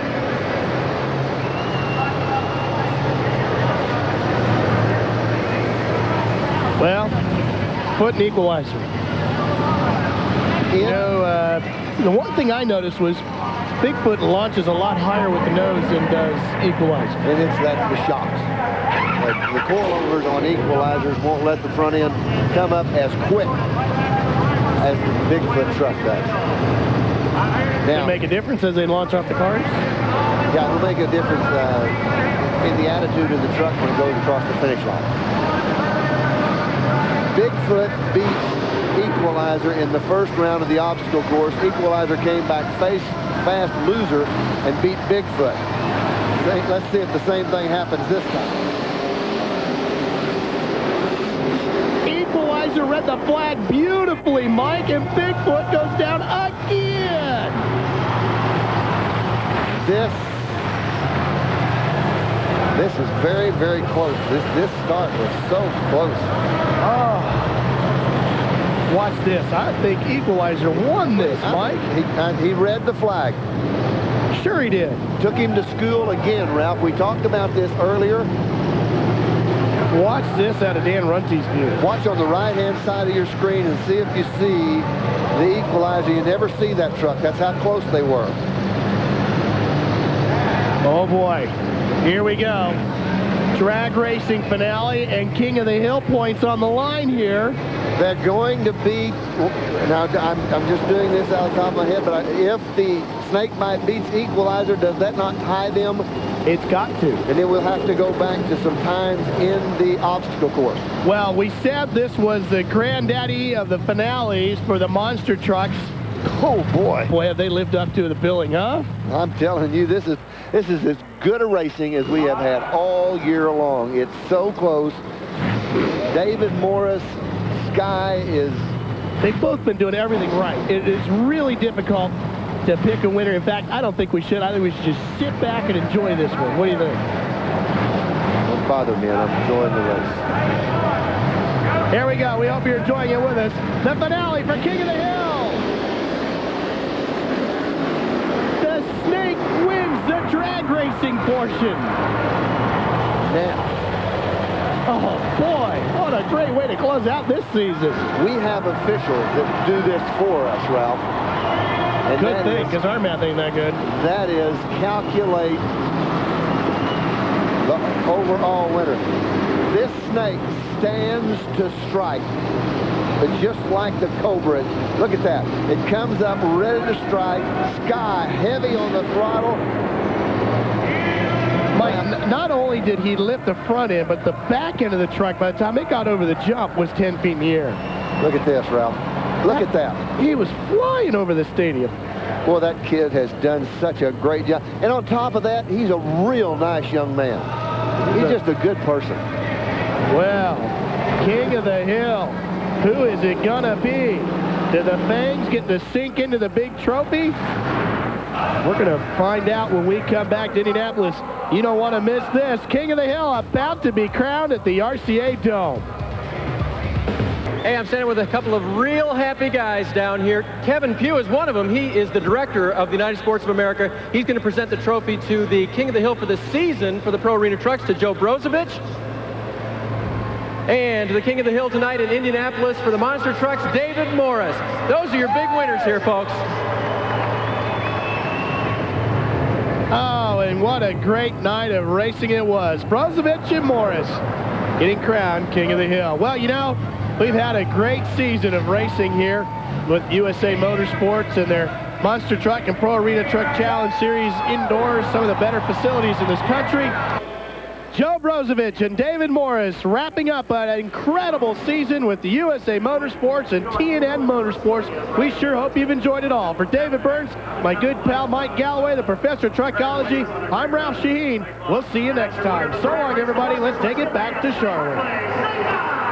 Unbelievable action, and of course Ralph and Mike, a great job. Oh, and man, boy, that stuff that's gives awesome. me chills. It is. It's wonderful, and we'll have more of that, of course, next year for you right here on Motor Madness. So please stay close for all the action. Not everybody had a good time. Did you see the hang time the snake got? Came down and slammed.